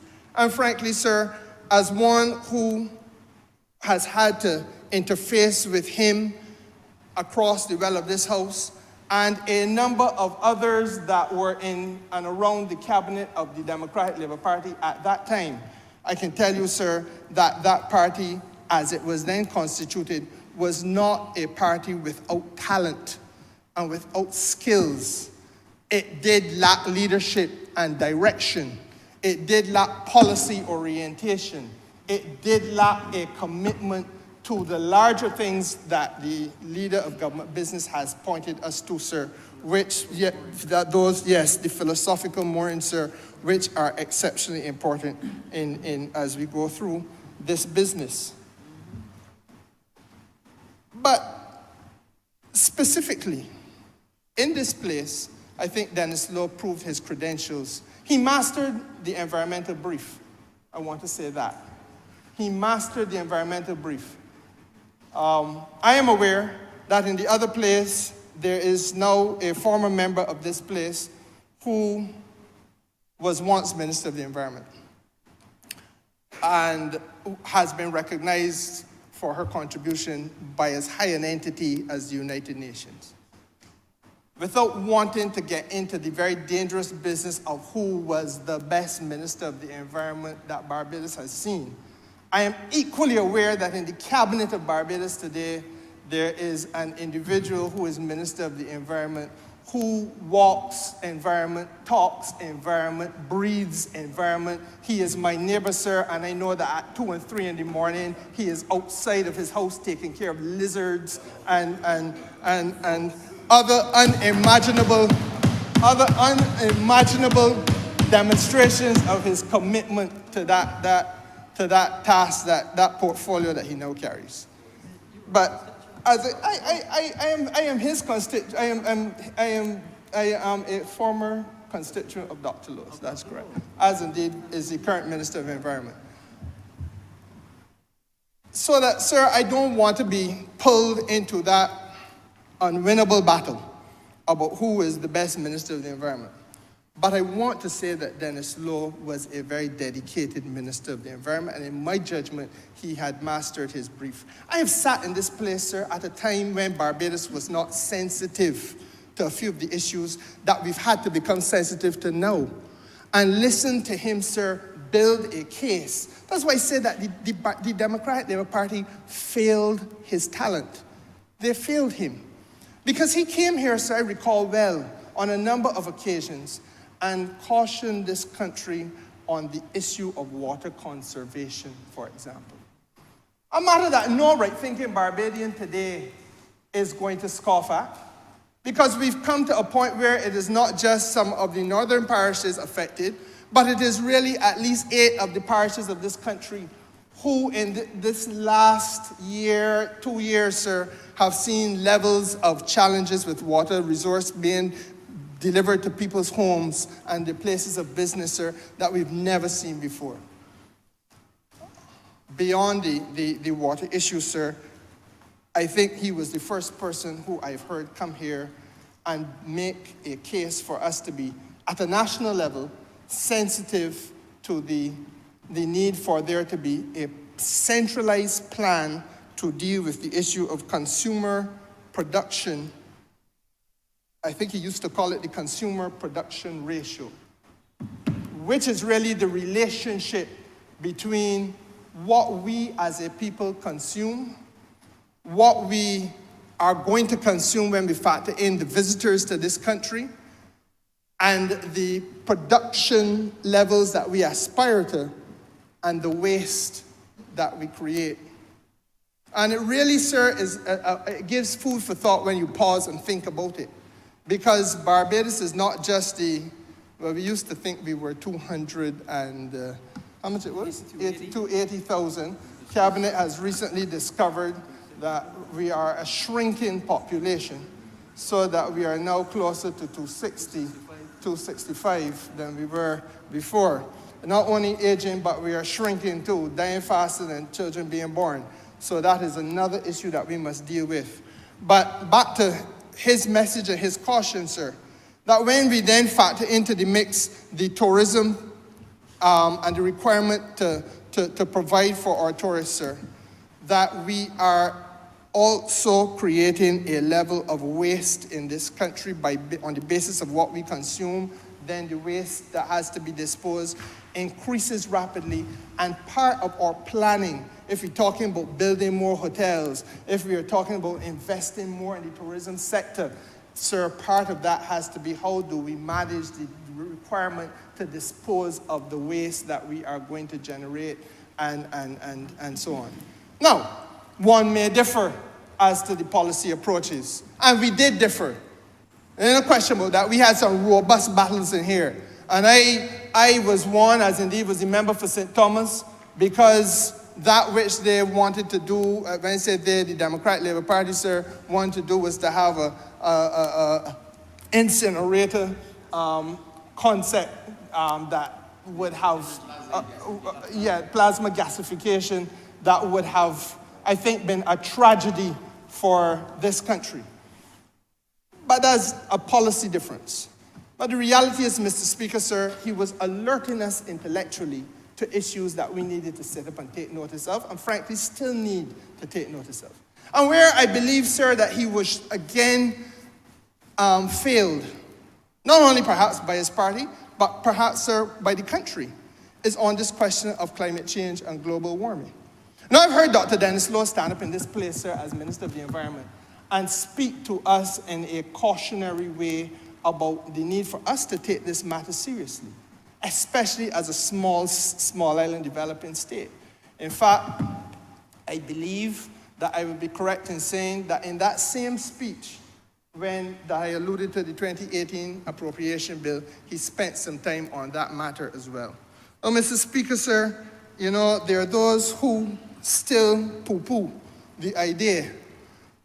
I think the correct expression is poo-poo. Somehow in Barbados we say paw-paw, but I don't know that paw-paw is the correct expression, or paw-paw is something that we eat, not that poo-poo is supposed to be making light of. But anyhow, that's not the point. The point is, sir, that we poo-poo the idea of taking this climate change issue seriously. There are those who will condemn the Prime Minister. She fly about too much. Well, that climate change thing, but I ain't concerned with that impacting Barbados in a serious way. I have heard that. I've heard on the call-in programs that type of approach given. And if anybody has any doubt about the significance of it, we only have to look at what happened in a very beautiful tourist destination on the other side of the world, in Hawaii, over the course of the last 2 or 3 days. I have seen Maui, sir. I know the island of, the town of, what do you call it? Lahaina. Lahaina. You know, Mr. Speaker, sir, we are talking about a little coastal setting that will be from Thornberry Hill to Maxwell in length. 2 or 3 miles. Set up very similar to how Oyster is set up. It right there on the coast, and then they got a little hill above, and the hill will run up a little higher. Can you imagine, Mr. Speaker, sir, or in fact, I think perhaps an even more adequate example would be Holders Hill down to Whole Town. Set up the same way because you have the hills above. Closer to my home, and therefore I must be concerned about that, my political home. And Mr. Speaker, sir, can you imagine a fire breaking out at the top of Holders Hill, and the fire moving faster than human beings can move. Fire moving faster than cars can travel. Fire overtaking vehicles. People getting out, running out the house and running down to the beach, running in the water to escape the racing fire that is coming to consume them. That's what happened in Maui a day or two ago, Mr. Speaker, sir. People died in the motor car. 2,000 or more people have lost their places of accommodation. Whole hotels gone up in flames. Entire tourism product destroyed. And Mr. Speaker, sir, that had begun as a result of wildfires connected to this whole global warming thing. And the point that I make, I say all that simply to say that there comes a time when we have to put down this partisan divide, put it one side. There will be a time for all of that. You fight the election battle, you get into the BLP, DLP thing. But, Mr. Speaker, sir, as a small island people, and that's one thing I recognize and respected Dennis Law for, he was able, sir, perhaps not very often, but he was able, on some key issues, to rise above that. Now, equally, having said that, there were times when Dennis would have been exceptionally partisan and exceptionally brutal and brutish. And I want us all now to be very fair, because he is not the first that would have had to have been, I don't want to say eulogized, but a beneficiary of an obituary speech such as this. He's not the first who would have been a brutal and robust campaigner. And nor will he be the last. But Mr. Speaker, sir, don't point in my direction, because in my advancing years, I am no genteel. But Mr. Speaker, sir, the point is this. We do have to recognize sometimes that honorable members give as good as they get. And I know a lot of people in Barbados felt, and justifiably felt, angry. Justifiably were angry over some of the things that would have been said, especially with respect to the current Prime Minister, leader of the opposition as she then was, and the allegations he would have made around her law degree and qualifications. Legitimate anger was felt. But let us not forget that this Labour Party visited upon Dennis Law a similar allegation with respect to his PhD. You know, and very often we get so caught up in the cut and thrust of politics that we fail to realize that we, perhaps as the political actors, are our own undoing. Better it is, in my judgment, as the Deputy Prime Minister has said, to let us lift the gaze of the country onto the things that fundamentally matter. And I, sir, believe that I am guilty of trying to do that too. So I don't say that just as a throwaway comment. I do believe that there's substantial value in that. But Mr. Speaker, sir, I think that he was on to an issue which is absolutely critical for us as a country on this matter of climate change and global warming. You know, sir, the Prime Minister, I think, has succeeded him, not as Minister of Environment, but succeeded him as Barbados' lead voice on this matter. And it is abundantly clear now that we are, as a small island, and as other small islands, going to have to speak to the world more directly than we have been speaking even up to this point, because there is an ideological fault line between the north and the south of the world. And it is true to say that commitments with respect to international climate finance and targets to help us get access to the funding that is necessary for us to adapt, that those commitments have been given, sir. But it is equally true to say that the target trajectory is looking increasingly uncertain. That many countries are now walking back, we would say pooching back from commitments they have given to ensure that small islands like us and Maui that now burned down will be in a position to build the adaptation that we need to do. And in his own way back then, 10 years ago, 6 years ago, Dennis Law could not have known the rate at which this would accelerate as an issue, but he was at the forefront of warning that this is something that's coming down the pipe. And the fact is, Mr. Speaker, sir, that only this morning I was listening to the BBC where I heard a former environmental minister who has abandoned the Conservative Party, he's left the cabinet, sir, indicating that 80% of Britain's overseas assistance budget will now have to be dedicated to climate action if Britain is to honor its commitments. That in the coming years, it will be 80% of their overseas assistance would have to be dedicated to climate and climate alone if they are to honor their commitments. And his position is he don't see how that could happen. So prepare for Britain to walk back. And when questioned further, he revealed that there was a Conservative Party poll published in England that shows that 40% of the Conservative Party, that the ruling party in the United Kingdom, still see this climate thing as being something that we could put on pause.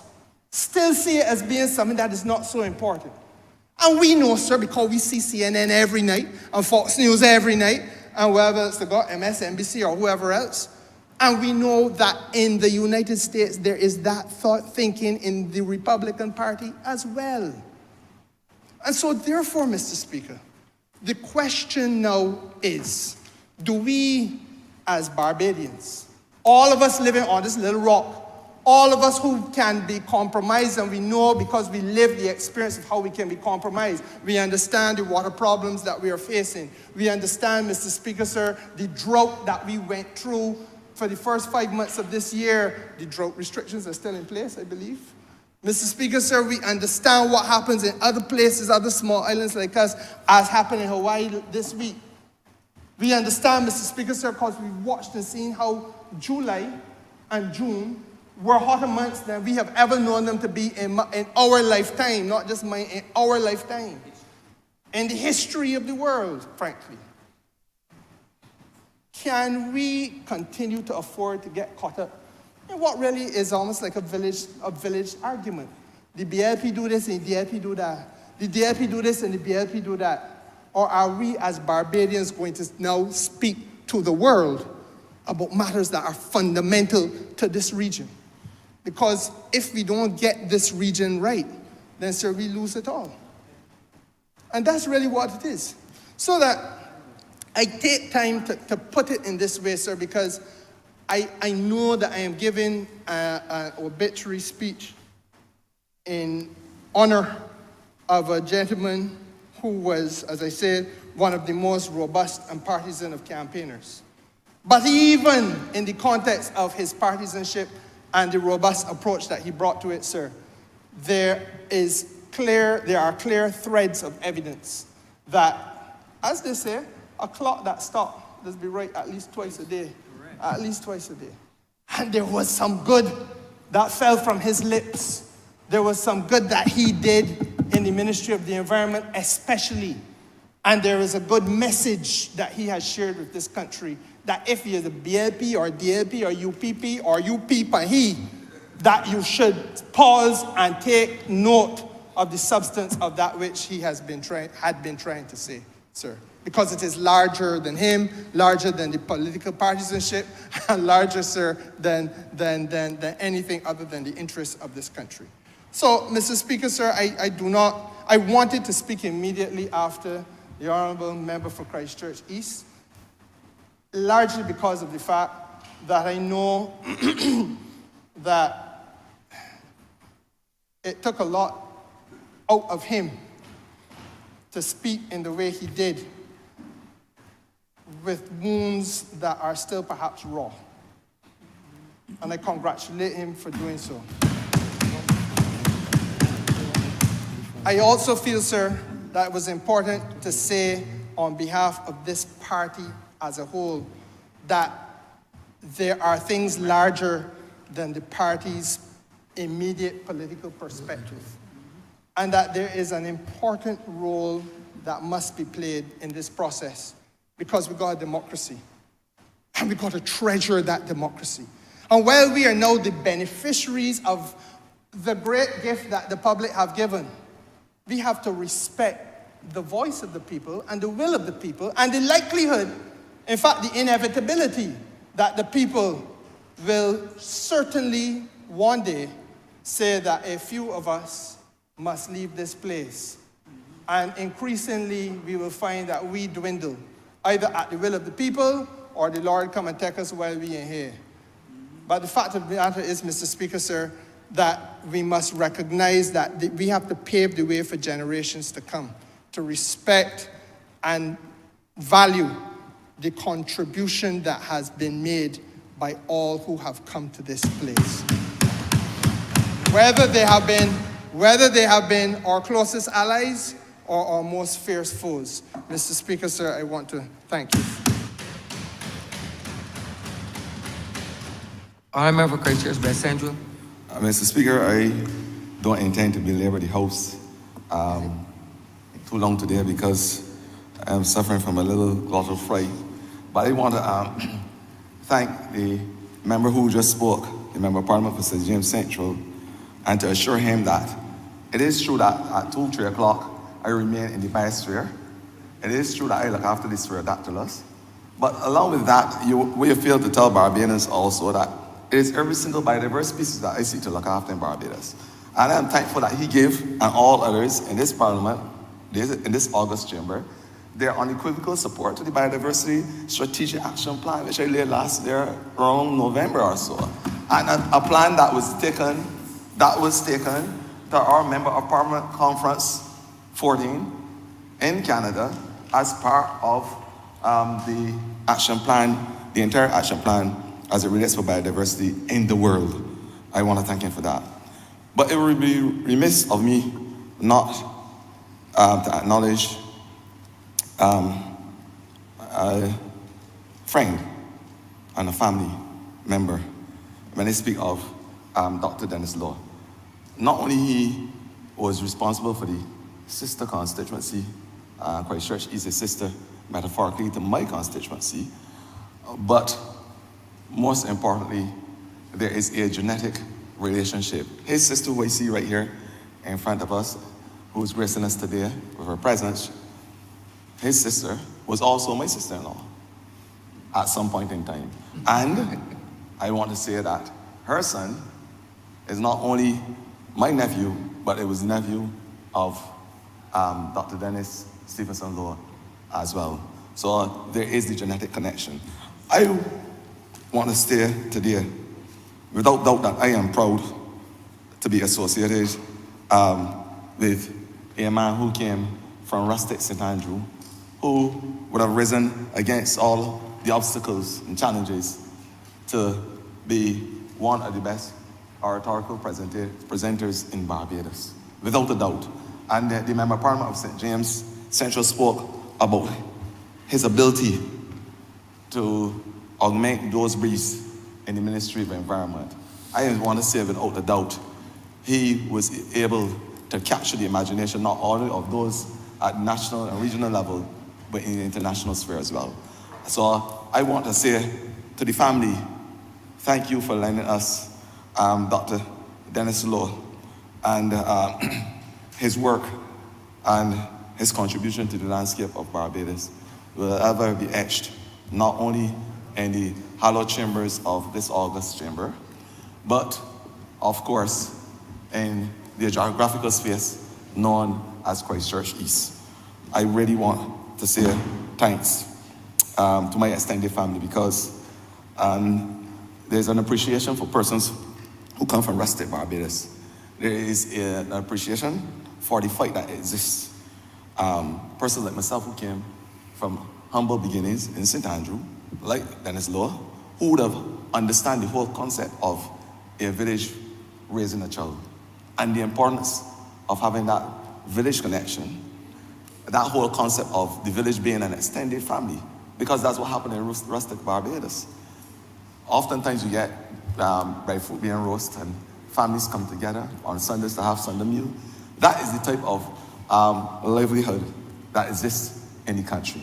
And I'm not saying so with any bias to the armed philosophy of Christ Church by Central, but I'm saying that without a doubt, there is an intricate connection amongst country people.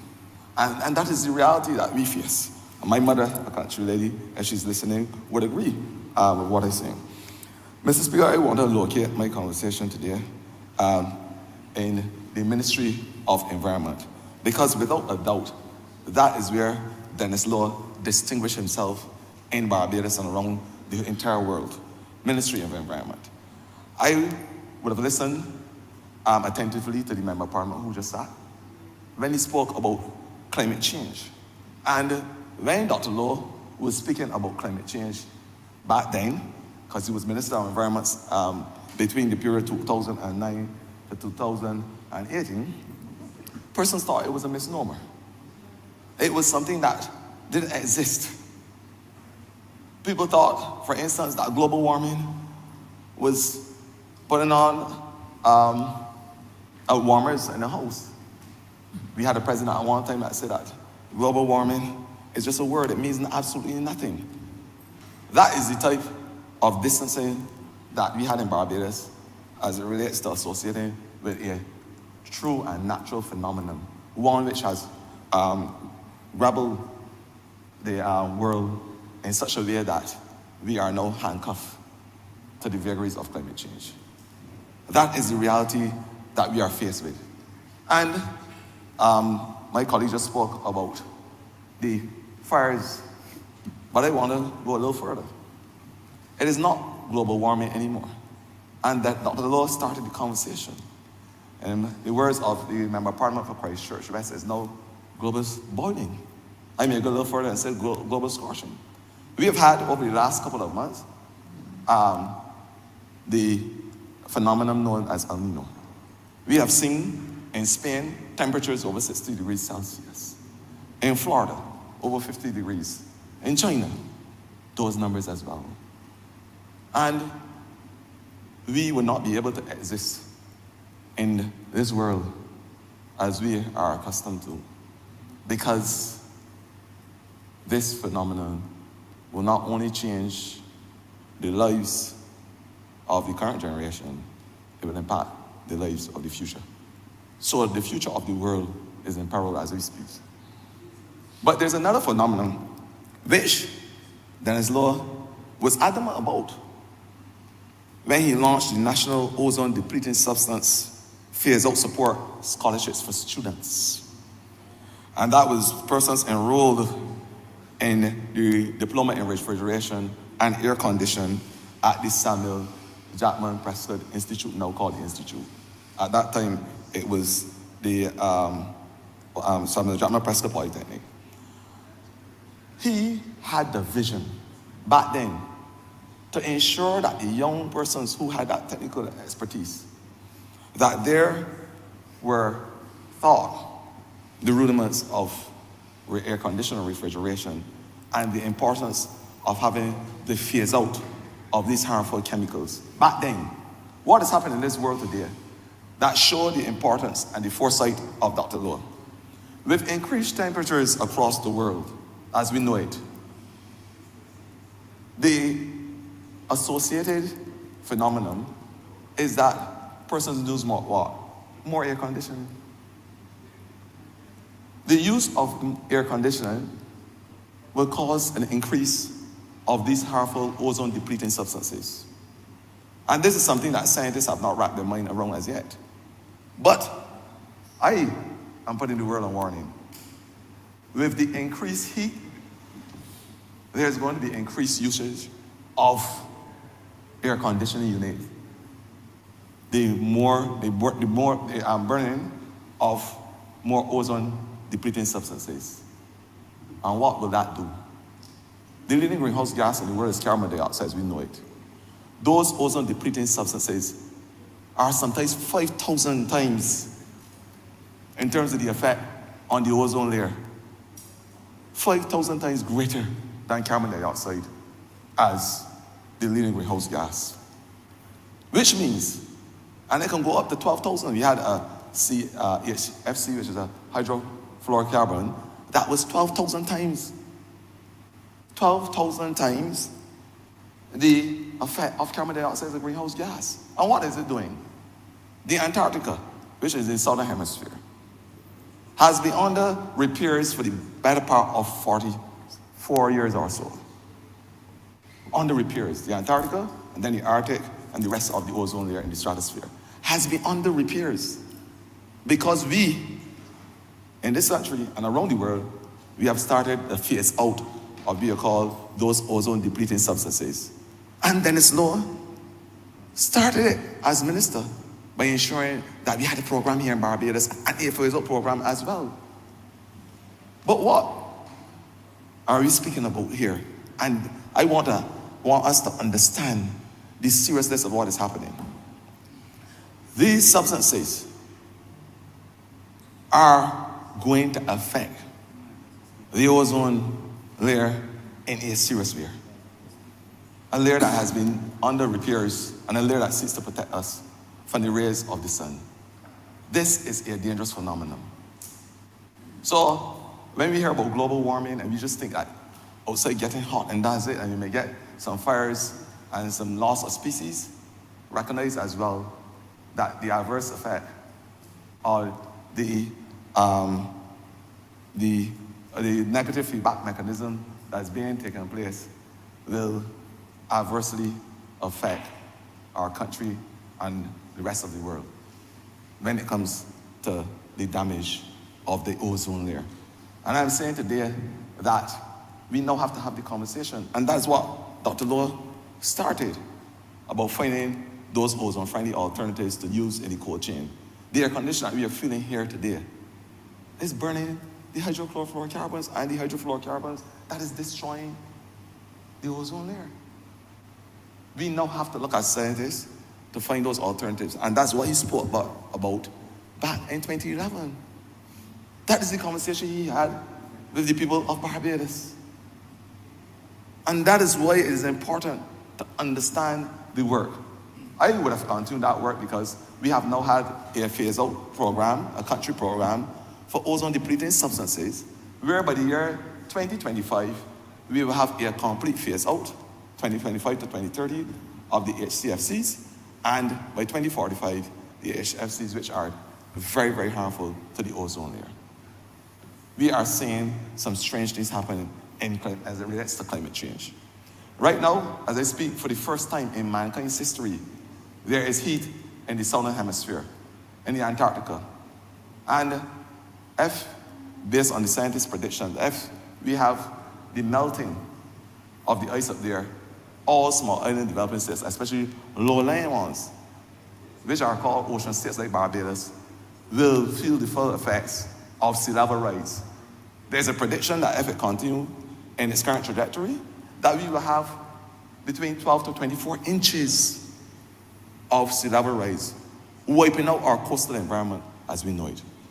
And that's why he said his work with the Coastal Zone Management Unit again, which sought to ensure that there is resilience on our coastal line, must be applauded in terms of the breakwaters and the grinds and the revetment. All this work started by Dr. Lowe. The completion and the opening and completion of the Richard Haynes Boardwalk, which is used by both locals and visitors to this country as a transit boardwalk. And this is something that he would have started. And I think it's for us as political leaders in the country to give Jack his jacket and to pay homage when it is due. And I want to say these are the things. And the history is there. History don't change unless you plan to lie. But the history is there to show that he would have done all these things. The hosting of the annual 4 Hours Festival with the Solid Waste Project. Now you had the vision back then to start the 4 Hours, which is the reduce, recycle, and recover, the whole concept of integrated solid waste management, and how we can do these basic things to ensure that we manage our solid waste in a circular way. We have added, since I come to the ministry, the 5R, the fifth R, which is a repair. because we believe that. Years ago, you used to repair bicycle tire, repair clothes and things. That doesn't happen anymore. So he had that vision, that foresight, and the acuity to say to Barbadians, the 4 R's must become an important part of circular Barbados minutes when we are speaking to integrated solid waste management. He was able, along with the Maria Holder Foundation, to open a lot of player parks across Barbados. You would have heard me spoke about, and limpidly so, about the need to have clean and green spaces, how it's able to balance person's humors even after the pandemic known as COVID, and how persons need that green recreational space. Dr. Law had the foresight to be able to say, this is what we want to do, and he was able to marry with the Maria Holder Foundation in order to get that support and that funding. Again, under the auspices of Dr. Law. He was able to develop a national oil spills contingency plan, and of course we will understand the importance of having a plan in place when there's oil spills. Of course, understanding that we live in a coastal area where our wells go into the aquifers, so to have that contingency plan was very important, and he would have started that conversation. The development of the Government of Barbados and the United Nations Environment Program, and the partnership to build a resource-efficient green economy. This is something that he would have started, and of course, working with Travis and the guys in the planning implementation unit in my ministry, they would have done a lot of work so we can have that bilateral with other countries, and of course, the United Nations and the program. The completion of the first UNEP-supported green economy scoping study in the Caribbean. Again, the efforts of Dennis Law. He was able to host the first Caribbean Green Economy Forum with the support of UNEP in 2012. The first time it happened in Barbados. Again, the efforts of Dr. Law. He hosted the 7th Global Environment Facility, and this is the Biennial International Waters Conference, because as minister responsible for water resources back then, there was an interfusion of water and the environment and climate change and what's not. So he was able to hold that 7th Global Environmental Forum for Water Conference. He hosted the World Environmental Day global celebrations in Barbados in 2014. Never happened before. And it was celebrated right here under the leadership of Dr. Law. He also served, because the Member of Parliament of St. James Central spoke of his ability to be able to endear persons to his conversation. And he had a way of doing it, canvassing even not only in Christchurch East, but of course, canvassing in the international and regional arena as well. Because back in 2016, Dr. Law was appointed the Vice President and member of the Bureau to the 2nd and 3rd United Nations Environmental Assembly of UNEP. A great achievement, because from a small island developing state, to achieve that was significant. And that meeting was held in 2016 and 2017 respectively in Nairobi, Kenya. Again, under the leadership of Dr. Law. I want to say that the environment today, and the environmental dimension and the biosphere which I serve in, is far better, because it was able to be exposed to the leadership of Dr. Law. I want to say so unequivocally, in an unbridled way. He may be, in terms of his red flag, untamed and uncut. But when it comes to representing constituents, when it comes to representing his family, and by extension, the extended family in St. Andrew, he spared no one. And I want to say, it is that type of quality, that unequivocal and unshackled ability to represent people, is something that I think that all of us can take away from the legacy of Dennis Law. I want to end by, because as a scientist like myself, I want to end in the words of Albert Einstein.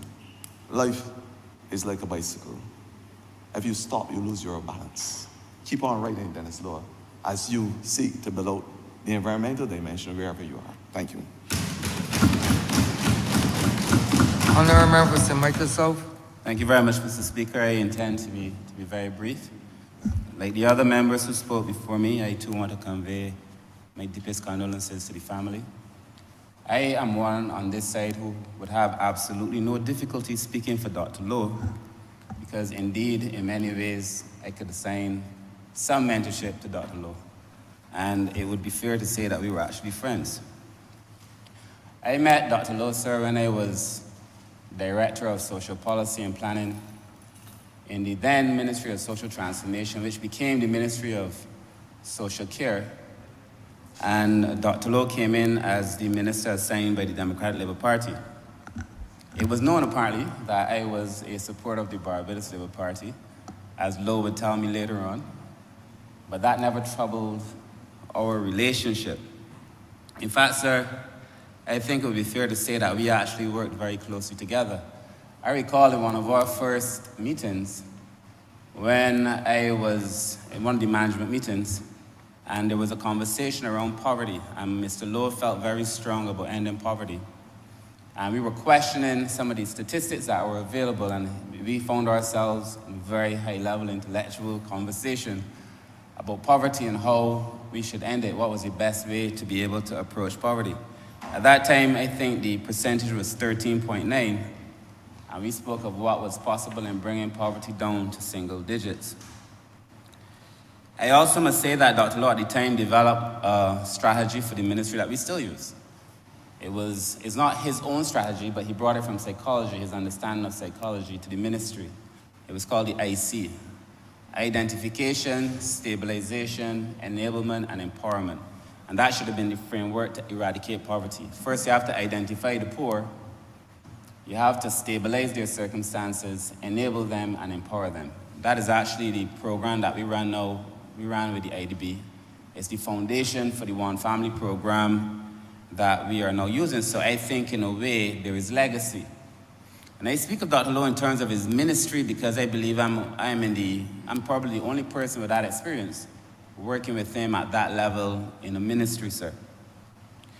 And so that the current restructuring of the ministry, even now, was built on the foundation work that Dr. Lowe would have done. I must say that I thoroughly enjoyed working with Dr. Lowe. That's the truth. I must say that I thoroughly enjoyed our conversations since then, too. And there are two conversations, sir, in particular that stand out, but there are many, but two that stand out to my mind. I recall that same conversation with my membership of the Labour Party, or my support of it, and this is now a few months in. I knew he knew, but we never talked about it officially.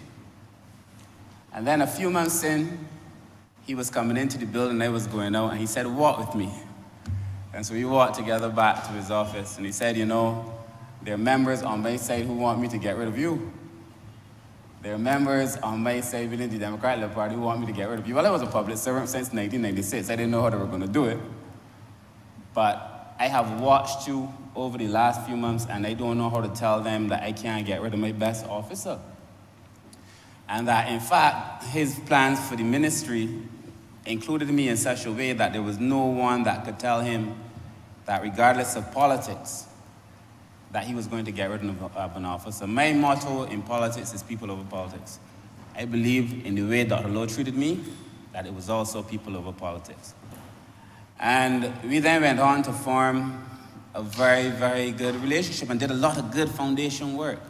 The second conversation I recall was a Monday in the office again. And Dr. Lowe called me. He said, "I saw you at the mall." I was in Sheraton Mall with my daughter. My daughter was then a little toddler, maybe 3. He said, "I saw you at the mall with your daughter. And I was watching you." And I asked him, "Were you watching me?" He said, "You could tell a lot about a man in the way he treats his children, his young children." And my daughter was acting up as children tend to do when they're like 3 or 4. And he said, "I watched you get down to her level and look her in her eyes and talk to her like she was a person. And I know you are a good man." I say that, sir, to say that people see us in politics only as one thing. You're a politician, you know, they compartmentalize you. Then they determine based on their observation or assessment of you that this is all that you are. But Dr. Lowe was a lot a lot more than that, sir. I also recall we had started to work on the constituency councils, and wherever Dr. Lowe is, there is a lot of foundation work. This man is a meticulous planner. I mean meticulous to a fault. In fact, I think it was because he had planned so much that he probably got moved. But we had done so much planning in terms of the councils that we were ready to launch. At the time when Dr. Lowe was transferred from the constituency councils, we were actually very close to launching the constituency council program. I eventually was transferred to head that program. And I remember that the launch came, and we had a very successful launch. The then Prime Minister, the Honourable David Thompson, spoke, and it was a good launch. And I looked everywhere for Dr. Lowe because he'd done, when I say to you, he had done all the work, he had done all the work. And Minister Sinclair came right after and was able to launch quickly thereafter, only because Dr. Lowe had done all the work. And I didn't see him at the launch. I was, at that time now, acting director. I was director of two. I was director of constituency councils and director of social policy at the same time. And I looked for him, but I did not see him. And it just so happened that I saw him, I think it was at Chicken Barn or something, at Lucky Horseshoe. I saw him at Lucky Horseshoe a few weeks after. And I said to him, I was looking for you. Why didn't you come to the launch? He said, I could not bring myself to. He said, I must tell you, Humphrey, that thing broke my heart. Like, I really wanted to be the person to launch the program. And then he went on to tell me about all the work that he had done. People forget that politicians are human too. You know, you were saying you put your whole heart into a ministry and then like that, you know, you transfer to some other ministry. But we were really about to launch. They could say so without fair contradiction. The other thing he would tell me is that afterward, after he left, is I've never heard you speak about anything, any Labour Party person speak about anything in the ministry, because I believe public servants have their say. Don't fool yourself. But you have to be a professional public servant all the time. You don't take tales out of school. So up to now, nobody knows what we did in the constituency councils or how. And nobody on this side, nobody can ask me. Because I believe as a public servant, you have to conduct yourself as a professional at all times.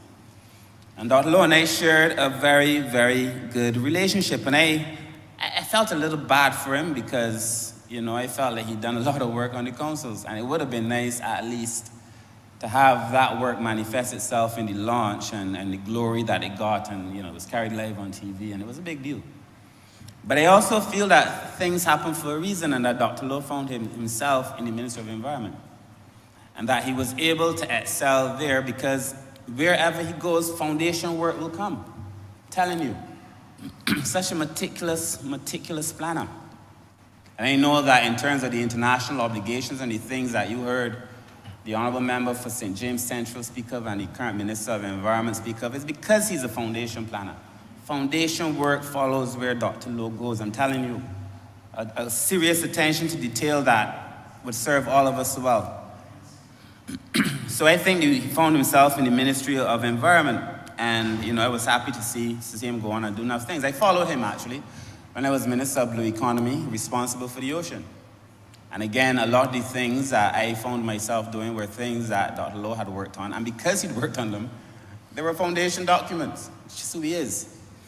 And from time to time, we would speak, you know, even as I left the public service and I went on to work for the Global Affairs Canada, we would speak, share ideas, share thoughts on occasions.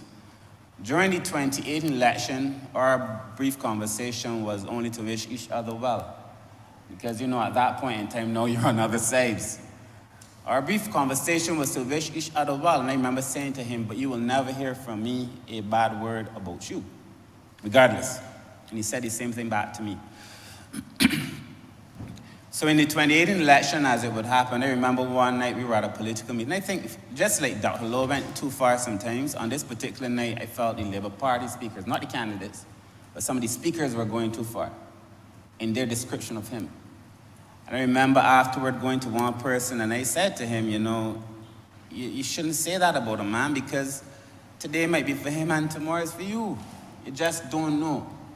And at the end of the day, we might be on different teams, but it's the same game. We're playing the same sport, though we're playing for different sides. And, you know, he went on to lose that election. And from time to time, even in opposition, I would speak to Dr. Lowe. But some of the harshest comments Dr. Lowe made were in relation to then opposition leader and now the current prime minister. They were harsh. They were brutal. And we were in the process since I became Minister of Social after I'd been transferred, you know. Like Dr. Lowe, you put your heart into one ministry one day to find yourself minister of another ministry the next day. It's true. That's the nature of the thing. And Dr. Lowe and I invited, on the behest of the Prime Minister, this is the point. The harshest comments that were made, I've heard from Dr. Lowe were about the Prime Minister. And when we were doing the amalgamation, which I'm busy doing now, bringing together the 4 entities, the Prime Minister, not myself, the Prime Minister, for whom the most brutal comments were dedicated to. She said to me, call all of the former ministers of social that you can reach. Discuss the structure with them, have them weigh in, so that at the end of the day, we have the best structure and that there is a lot to be learned from persons who held the portfolio before you. That's a fact. And the honorable member for St. Michael East was at the meeting. He came. The former member for St. Michael South East, Hamilton Lashley, came. The MP for St. Thomas was also there. And Dr. Lowe, he came. We also invited the other members of the Democratic Labour Party who would have held the portfolio, but for whatever reason they couldn't make it. But it's not a political thing. But Dr. Lowe came. And Dr. Lowe gave, the 2 members are here. Dr. Lowe gave such insight and input into that meeting in terms of the new structure of the amalgamated entity, to the point where one of my chiefs asked me if we could have Dr. Lowe on as a consultant because they saw the value. You were there too, Chris. And the MP for the city was also there, because they saw the value that he brought to the table.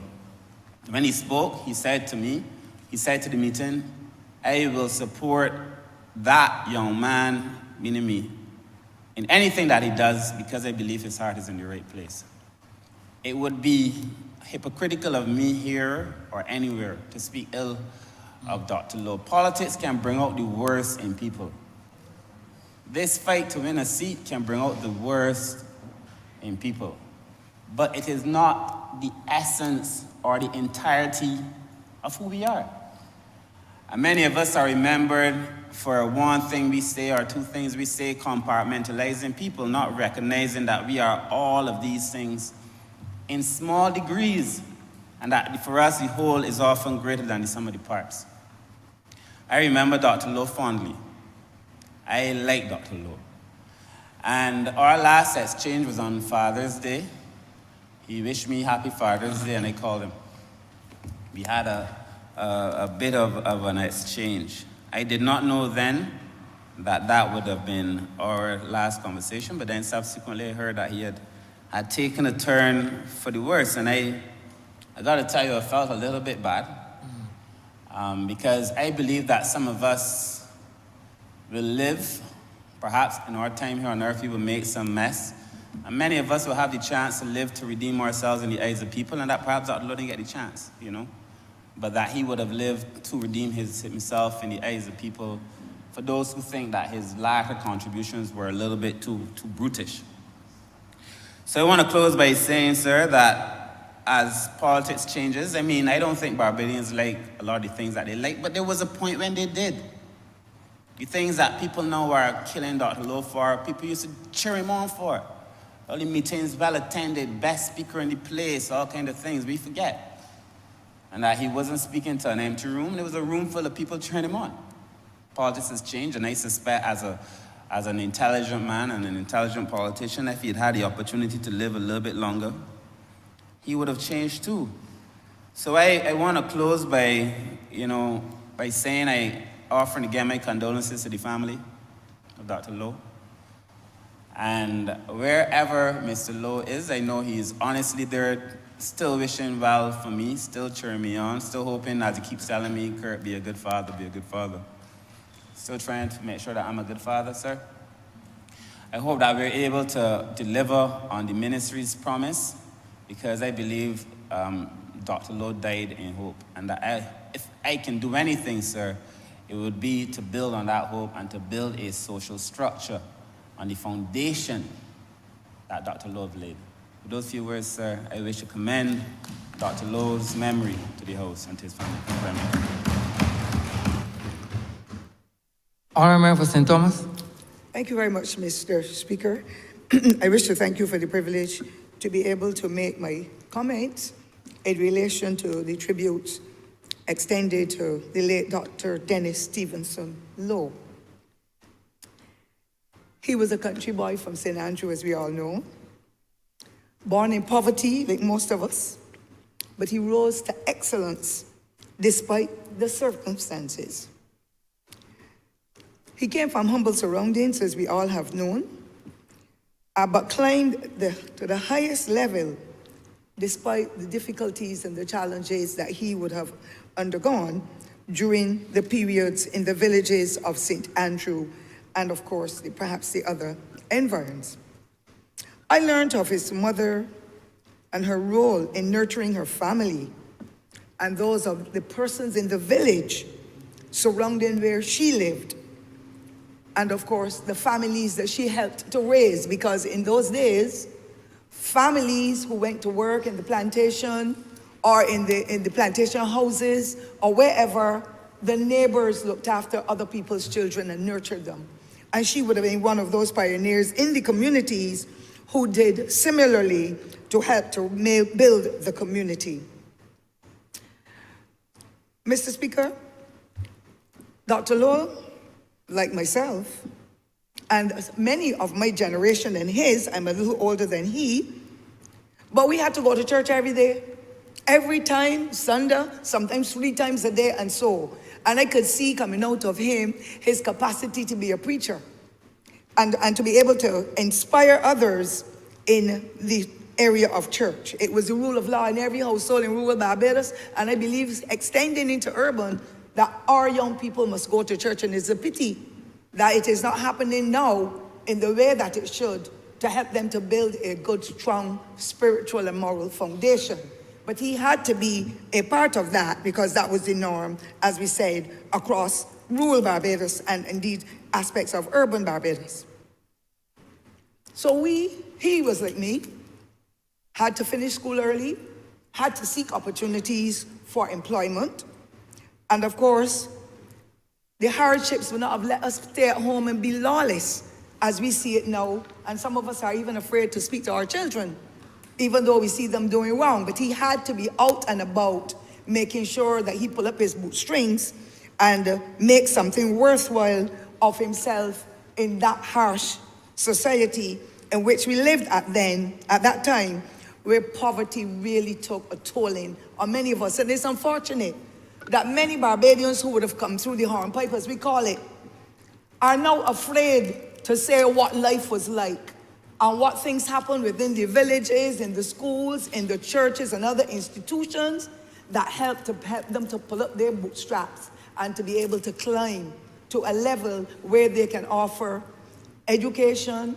services, at the highest level, at the middle level, at whichever level, because there was an element of pride in doing whatever had to be done in whichever job one was employed. And therefore, he came through the system and he was able to rise to excellence as a result of caring parents and guardians and neighbors and friends, church givers and so, who would have helped to nurture him and bring him to that level.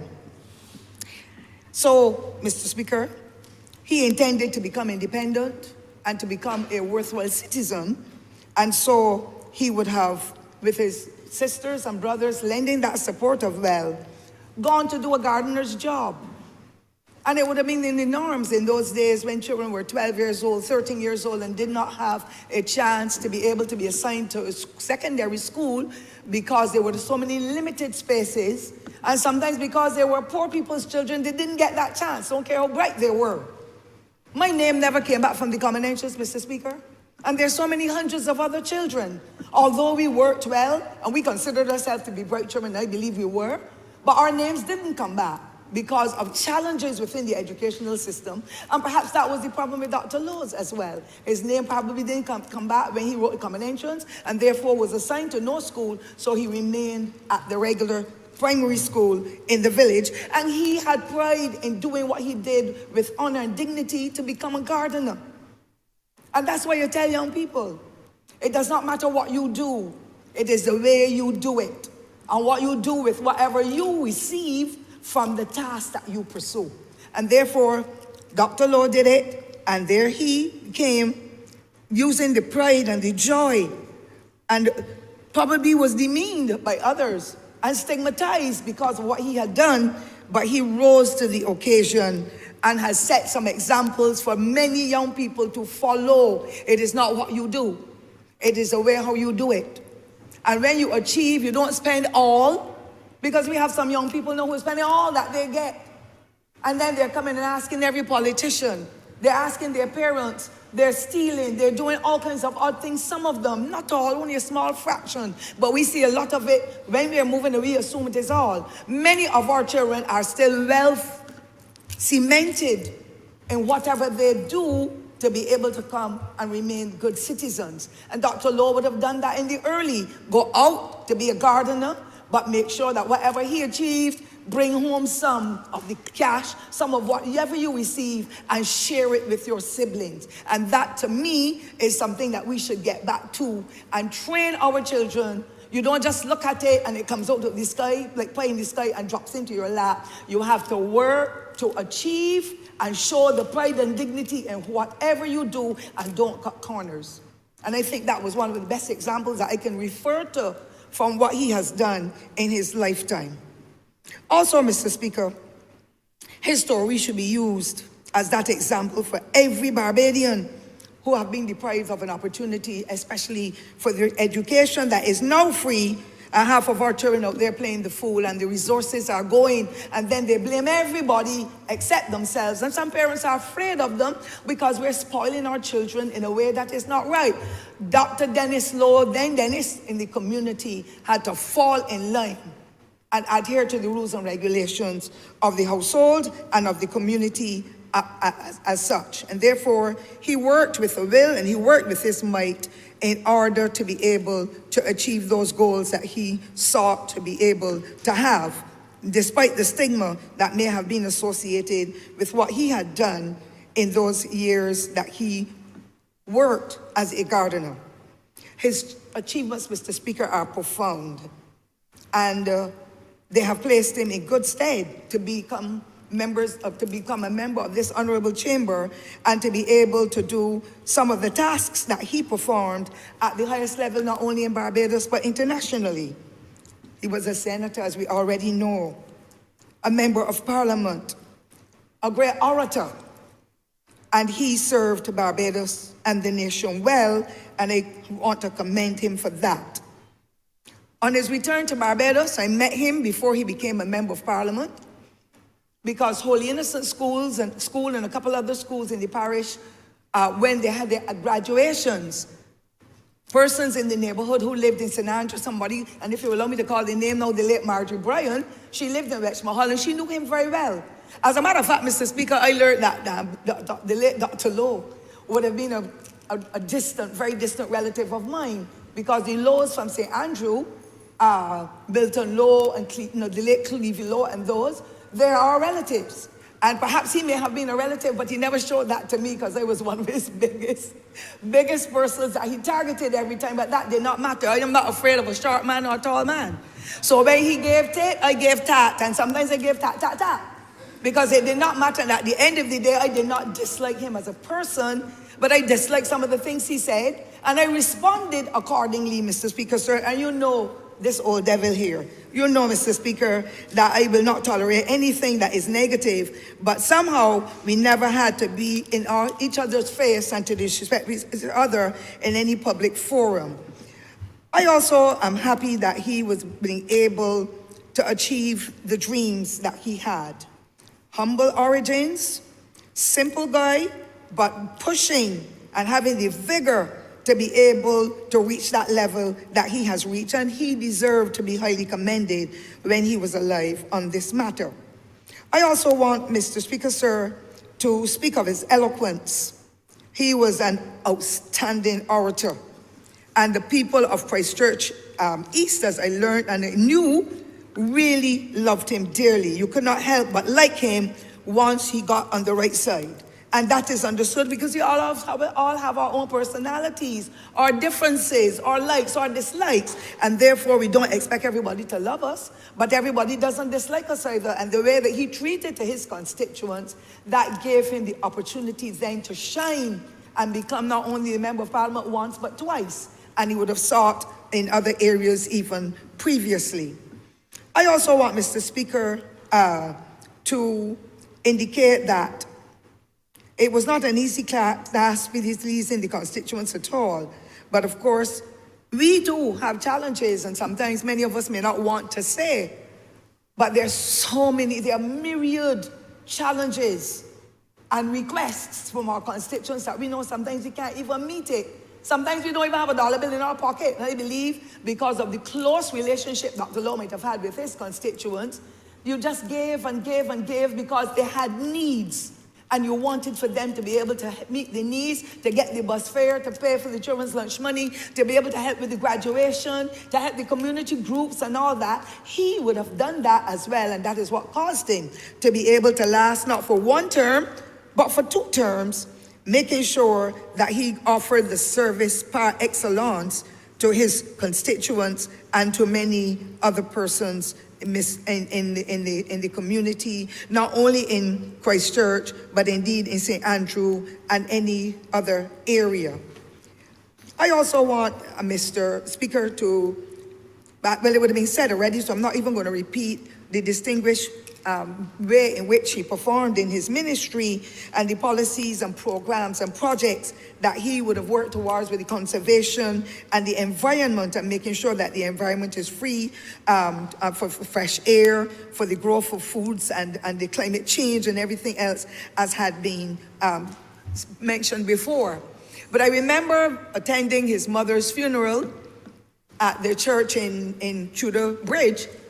I can't remember the name of the church now, and that's not important. And he was so glad to see me, Mr. Speaker. After about 2 weeks before the funeral, he had peppered me.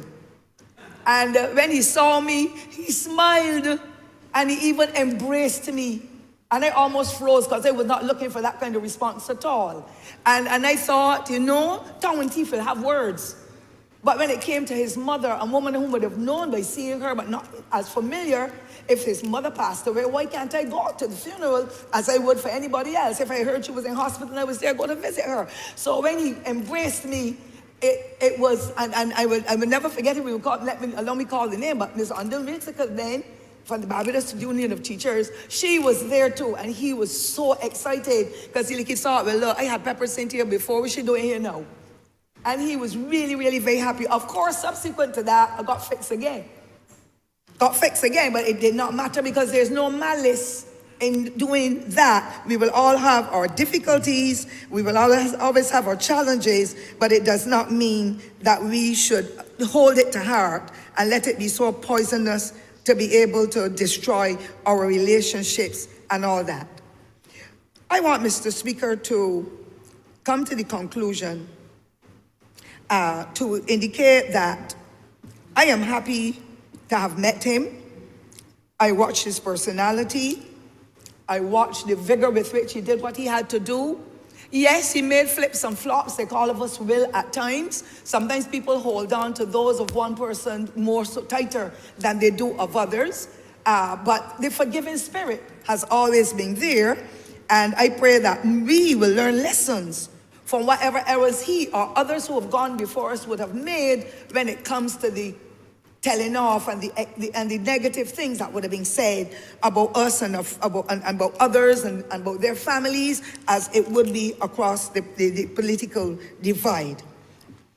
I want to conclude, Mr. Speaker, because I was really extremely proud when a minister, the Alderman member for St. Michael's South, St. Michael Michael South. Yes, please. When he mentioned the situation where government started to look at the amalgamation of the social services, and I thought it was a boss stroke for the Honourable Prime Minister to indicate we cannot do this alone. This is for the entire Barbados. And if we want to amalgamate, why are we not going to draw on the expertise and the knowledge of former members of Parliament who served as ministers in the Ministry of Social Care and in the other social agencies that included the Child Care Board, the National Disabilities Unit, the HIV/AIDS Commission, the Elder Care Department, and so. And those three distinguished gentlemen, the Honourable Member for St. Michael East, the former member for St. Michael, Southeast, and of course the Honourable Minister, Member Dennis Lowe, and they came, and the discussion was of such a high level, and the exchange of ideas, when you acknowledge that even the Honourable Member from the same, no. The Honourable Member, Mr. Lashley, can't remember his constituency. Southeast. Yeah, Michael well, Southeast. and he would have been on the other side at one point as well. But they saw that the need for Barbados to heal and for Barbados to develop, let us bring all of our thoughts and our experiences to the table. And it was a profound session, Mr. Speaker, that I will never forget it. And it only goes to show, though the society is small, we can still come together despite our political differences or familial challenges or whatever, and work towards a common goal of uplifting our nation, Barbados. And that cemented everything that I thought of and I experienced. And therefore, his contribution was profound, as was all the others, and they would have helped now for the Honourable Minister now of the Ministry of People Empowerment to be able to pull some of those ideas and those threads together to be able to come in an amalgamation process that will strengthen what was the intention of the exercise and to be able to make a difference in the life of our people. I also want, Mr. Speaker, as I come to the close, yes, we learned and we heard, and there's no point in me repeating it, of some verbal exchanges in the public domains and men and others, but many of us will make that mistake, and therefore we need to learn from that lesson and make a difference in how we treat the people. So Dr. Dennis Lowe, now deceased, has made his contribution to all the aspects of living in Barbados that we can think about, being given that opportunity to become the Member of Parliament. And I want, as I close, Mr. Speaker, to advise the youth of Barbados. It is not where you come from. It is the journey that you travel. It is the decisions that you make that can put you up or take you down. And therefore, we must let them know, members, most of the honourable members here have what I call in Bajan parlance, come through the hornpipe. Most of us have come from poverty, but we had... Continue, I remember. I will not be distracted by the honourable member for St. Joseph, sir. I will not be distracted by him. But the point I'm making, sir, is that when we come into this honourable chamber, or when we rise to whatever level it is in the society, many of our young people are of the opinion that we were born with gold spoons in our mouths. And therefore, because we were born with gold spoons in our mouths, we can reach this level. And it is our duty, especially at this time, when we see what is happening in our society, particularly with our young men, that we talk with them and let them know we went to school barefooted, most of us. We did not have much money. We had to run to somebody's shop up the road where our big sister or big brother would bring them some good, hot, warm food for us to eat. There was no school meals, and I could only speak of my era, sir. Many of us didn't have a pencil or a book. Our parents had to cut a pencil in 3 and 4. I had to remember which child got the end that had the rubber. The school had to have crayons for us. We couldn't afford them. We did not have a school uniform. I never went to primary school in any school uniform. We went to school barefooted. And if you don't speak to our young people and let them know it is not always going to be like that, but once you have good parents, guardians, mentors in your community, you can rise to excellence like Dr. Lowe. You can rise to excellence like many of us in here and heading up institutions across Barbados, whether they are private or public institutions. We are not telling the story, and I believe that is the reason why many of our young people feel that you get up, you must get rich, or you must die trying. That was not Dr. Lowe. When he made that commitment to go overseas, to do his studies, come back and reach into the society to help to empower others, because he knew what his experience was like, and he wanted others perhaps not to travel that route, but to learn from him and to be able to reach into the society, touch other lives, uplift others, and bring them to a level where they too become independent and become good examples and role models for others to follow. And so, Mr. Speaker, it only goes to show that that saying that says we can rise from rags to good discipline, not necessarily riches, but to heights where we can then emulate, get other people, set the examples that others can emulate what we say and what we practice or what we do. And this, for me, this day is a great example and opportunity, and we pray that many young people will hear us, and those who don't hear, because many of them will not tune into us, they will tune into the dub music and all that, and they will miss these opportunities. But I pray that the parents and the grandparents and the role models will talk to them about Barbados of the past, and talk to them about the Dennis Lowes and the Hamilton Lashleys and the others who would not have been born with a gold spoon, but they climbed and built character and were able to come to this honorable chamber, sir, and in other institutions to represent their interests of their constituents. To the distinguished family, his two children, his brother Tony, who is my good friend, his cousins and others, which I will not mention now, brothers and sisters, I wish to extend not only my sympathy, but that of the Ford family, because he too would have been the distant relative, as far as we were told, because my father came from St. Andrew, and my mother lived in Chapman's Village, so we were close enough that the guys could come up the hill in Rockland bus, or walk up the hill and come and look for the girlfriend. So we heard of the distant relative situation.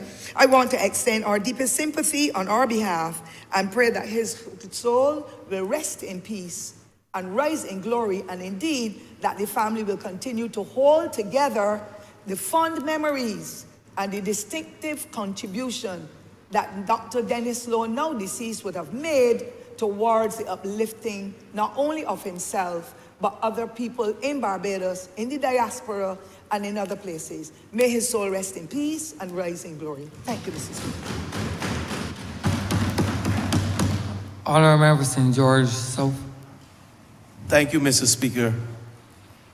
Mr. Speaker, I rise just like my colleagues who came before me to pay a tribute to Dr. Dennis Lowe. And Mr. Speaker, while I heard the member for St. Michael South, I just heard the member for St. Thomas. I entered this chamber, Mr. Speaker, in 2013 as the MP for St. George South. And Mr. Speaker, prior to coming to this chamber, I recall walking in the first day, and this man with an infectious laugh started, an infectious laugh. And he said, "Welcome, Dwight Sutherland." He was the only one on this side who said, "Welcome, Dwight Sutherland." And Mr. Speaker, from that day until his death, we remain friends, like the member for St. Michael's South. And Mr. Speaker, if there's one thing that politicians ought to have, is something called charisma. And Dennis Lowe, he possessed charisma and abundance of it. Mr. Speaker, I recall many days before I entered this chamber, I met Dennis Lowe in Chancery Lane at my dear aunt, Barbara Carrington.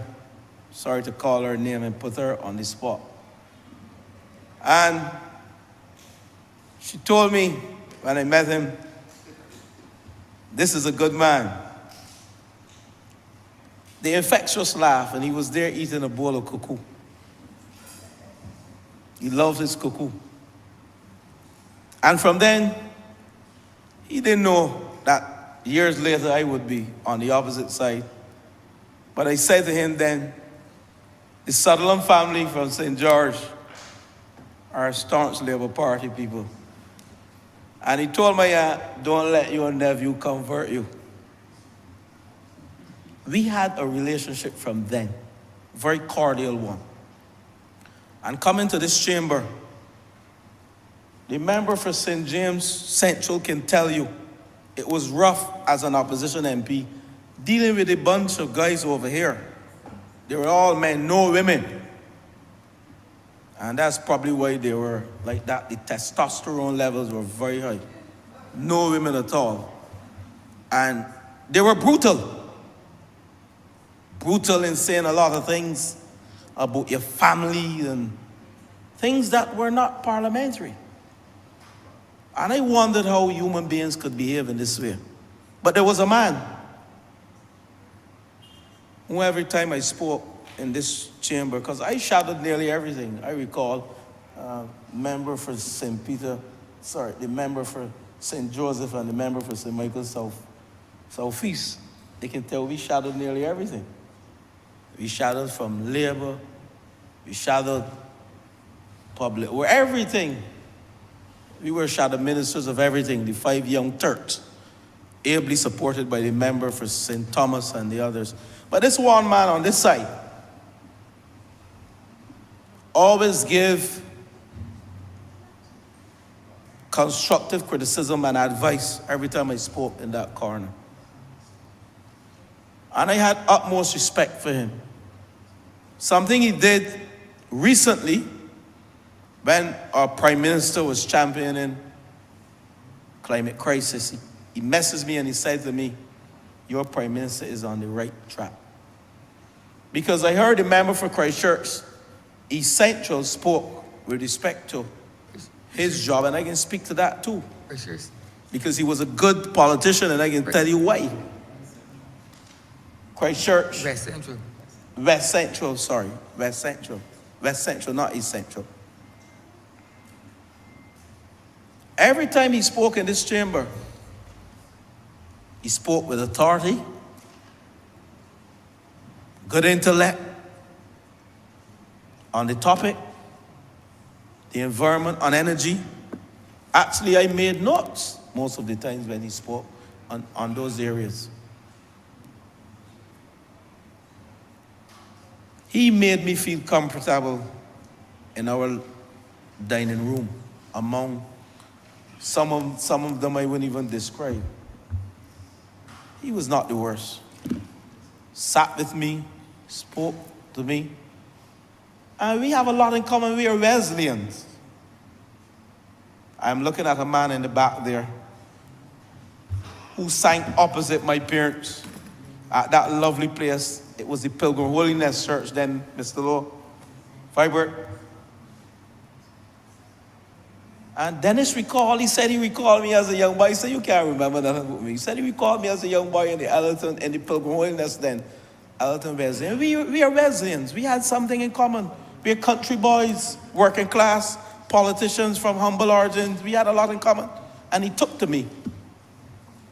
When I became the minister in 2018, elected to cabinet, he called me and he congratulated me. When I spoke, I recall speaking at the other place we were, and he would message me. He spoke on energy then. I think I led a debate.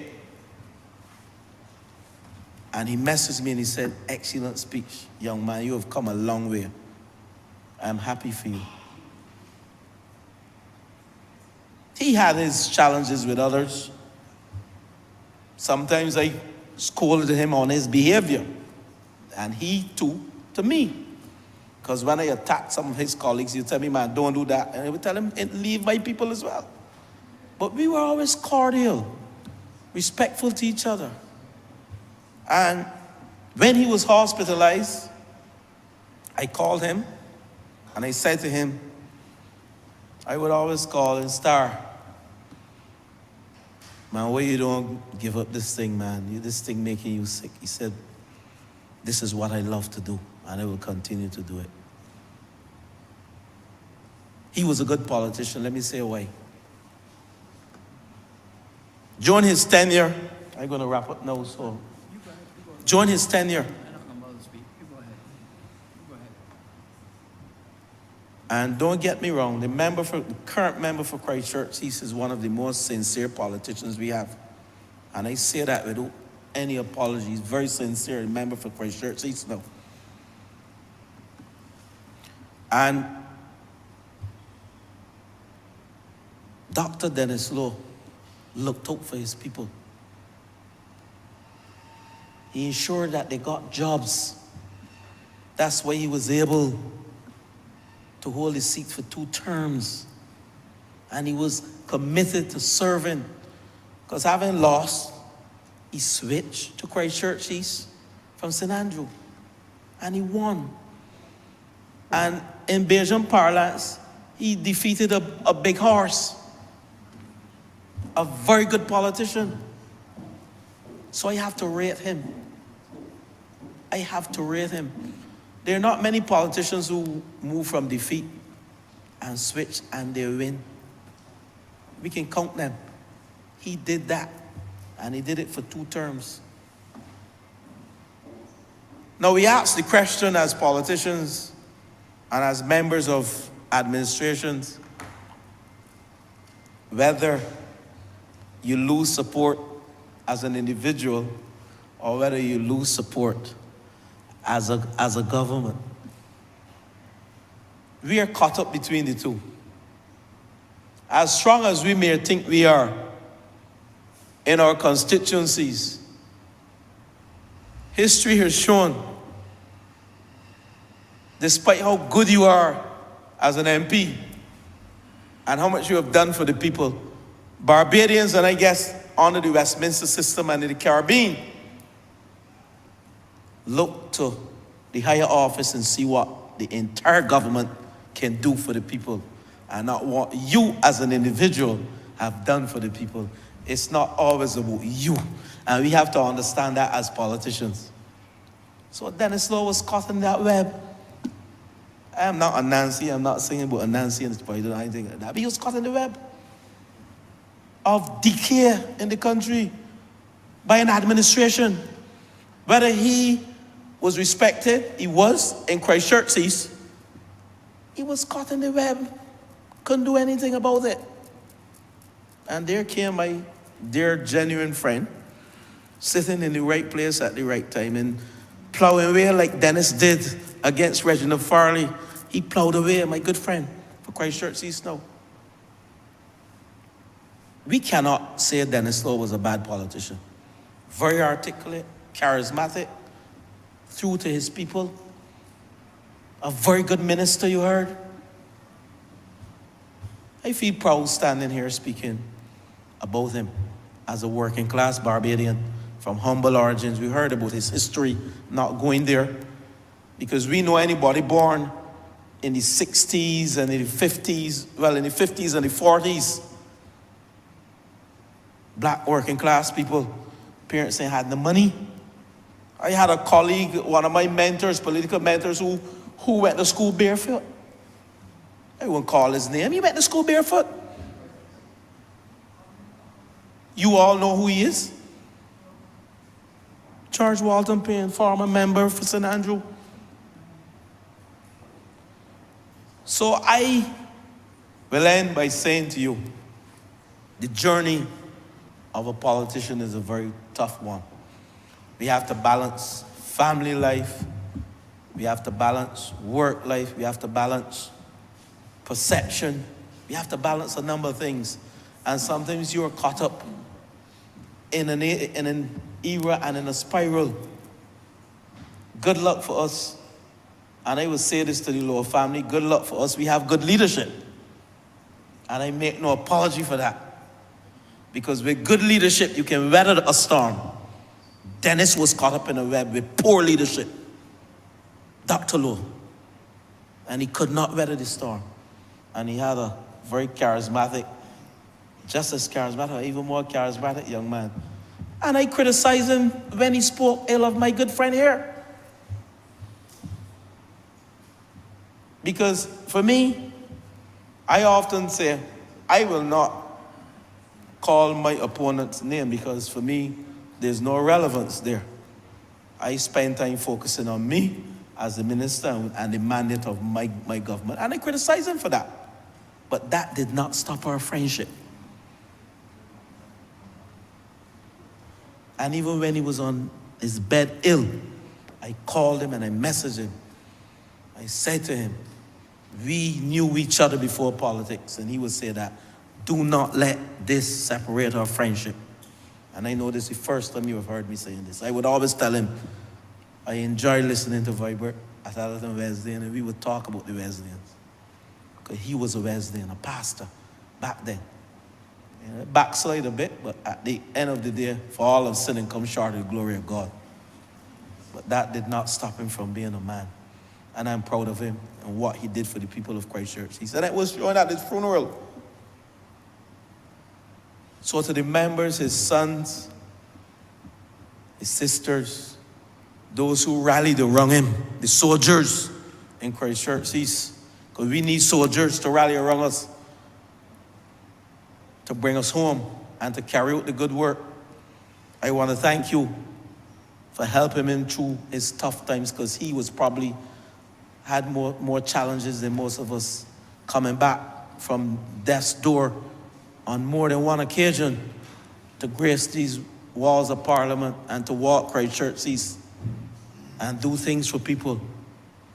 I want to recognize his contribution as the Minister of the Environment. He made a invaluable contribution. And I close by saying to us, those of you who see us as politicians and think that this journey is an easy journey, you can only look at the journey of Dennis Lowe and see his journey was a very challenging one with his health, and he was still able to serve the people of Christchurch East 2 terms and seek to represent the people of St. Andrew in a term. So I want to thank you all, his family, for being there for him and what you have done for him. And may his legacy live on with you. I thank you, Mr. Speaker. Honourable Member for St. Michael East. Thank you. Thank you, Mr. Speaker. I would like to give my tribute to a man who symbolized what most of us are. I heard people talking about where he lived in St. Andrew, the hardship. I sums up, and not being privileged to go to school in, we call it bally shoes or bally shoes. So for me, Dr. Lowe was a political warrior. But he first could not become a warrior based on what he did in the halls of Parliament. He is a warrior because it was a necessity for him to be a warrior coming out of the social environment in which he sprung. And that's why I describe him as a barefoot warrior. That was a text that was written by Harold Hoyt the recent times of many politicians who emerge out of those circumstances. We normally pick up the sword when it is necessary in order to defend the interests of ourselves, but also defend the interests of our families. Most of us came up struggling against the values that derive from the master servant, the enslaved and the slave environment. We were fighting to resist the cruelties of the land in which we were born. We were fighting for identity.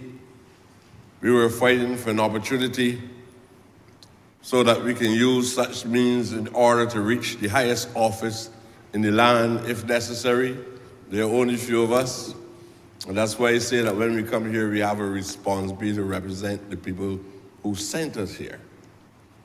So when I see my brother Lo, and sir, permit me just to call him Lo, because I hope that that signals genuine brotherhood, more so than member of parliament for Christchurch, East or West, or MP or anything like that. Because I like to speak of this man as an individual, and then look at a man when he speaks as a person who will be shaped by the institution, the rules or regulations of the body politics of Barbados. That's what cabinet government would do to him. And having to face the loyalty of the institutions by saying, I am loyal to my institution. That is when he's fully institutionalized.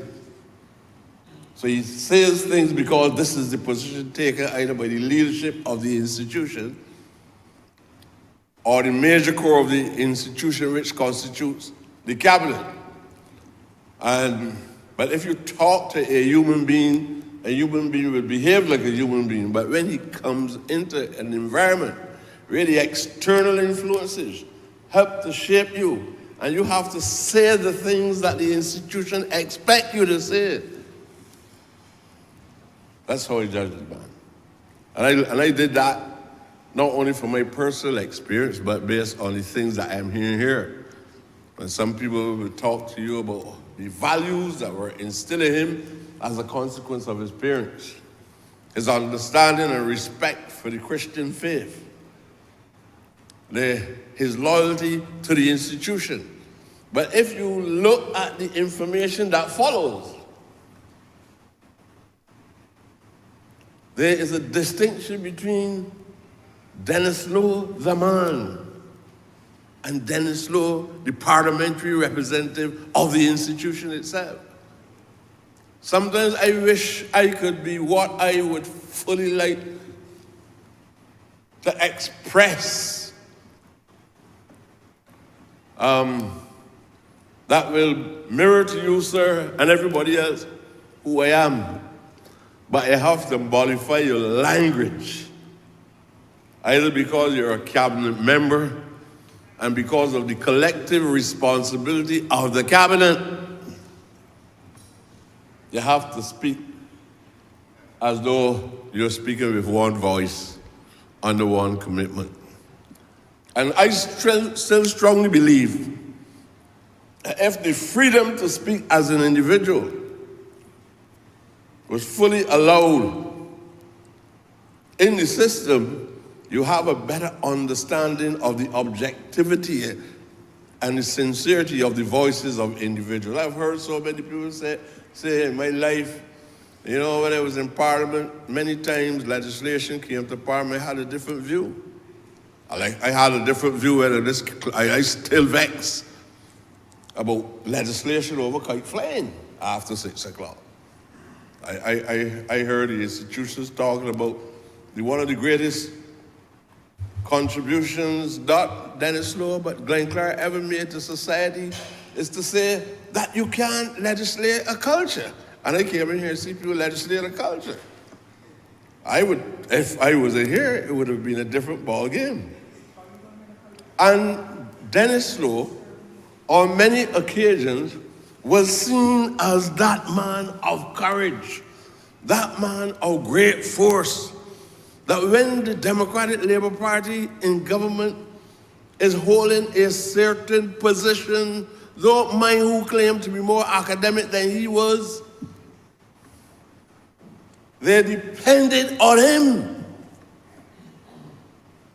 to function like a political tug to defend the interests of the political party to which he belonged. And many people judged this human being based on the things that he did in order to convince the institution that he represents that he was a loyalist to the institution. And that is why most of us were surprised when the Prime Minister of Barbados, the Honourable Mayor Mortley, asked the minister to invite Dennis Lowe and Hamilton Lashley and this honourable member and the representative of St. Thomas to form a collective new formation altogether to discuss a social policy paper. And Dennis Lowe, without reservation, there was the best dressed man in the room that day. I mean, he respected the invitation to turn up and to contribute. I believe he was equally as shocked as most of us, because there are many other members in the institution to which he belonged that would have come and sit with a party that had just defeated the party to which he belonged at 30 Love. And he came and sat beside me. I would not say it, but during the time he was sitting beside me, he told me he was facing certain challenges. And he asked me to speak to Prime Minister Mortley, which I did. And with all honesty, if he did not decease prematurely, that would have been done, because I would not sit back. I gave him the commitment that I would take the message, that I would have the discussion with her, and the Prime Minister said yes, and we did not honor it. So I'm telling you, there's a difference, and I know that because I predict life would charge me and probably even condemn me with some of those similarities where you want to say things that you truly believe. And when you say it, there are lots of people that were friends before you said it, seconds before you said it. And after you courageously, and that is an important attribute. Sometimes it's not always wise to be courageous. That is an important attribute that I saw in my brother, Dr. Dennis Lowe. Dr. Dennis Lowe had to struggle in this assembly, trying to provide evidence that it was clear that he can be counted among the academics of Barbados itself. And in some cases, the persons who criticize him, I would say to them, if he is not an academic, you are not either, because of the quality of his presentations in this chamber. But many times when he spoke, he was defending the interests of the Democratic Labour Party. And what we might not consider to be rational thought, for him, he had a duty to the institution to which he belonged, to say harsh things to you, to push you on retreat, so that you would not get over the position of the Democratic Labour Party. It's about how do you preserve power in the institution to which you belong? How do you treat to forces who appear to hold a different view. Now, my view is this, that the rigidity of differences in political views in this House Assembly are not as rigid as we perceive them to be. What? Because this is not in this House Assembly, I watch people cross the floor from one institution to the next in 24 hours. You would say we don't know. I see people belong to one institution one day, and that was Monday, the 25th or whatever it is, and then 26th, to choose the people, the members of the other institution. And people ask if you sign a form. Sign for what? And then I ask if you sign to become a member, and then I ask if you sign a form showing that you resign.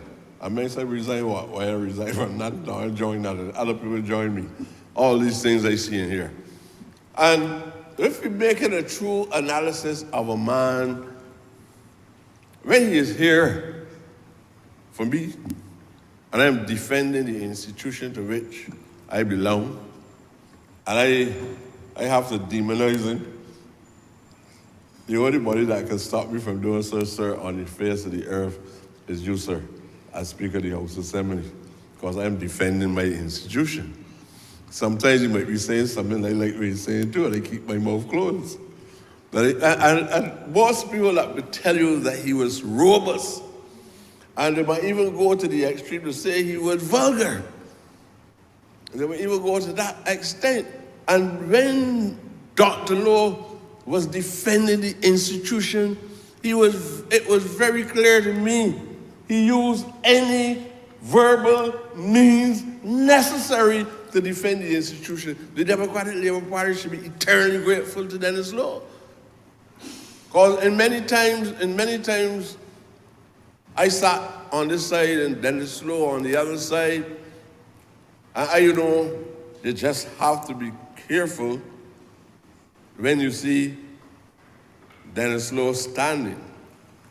As soon as he rose,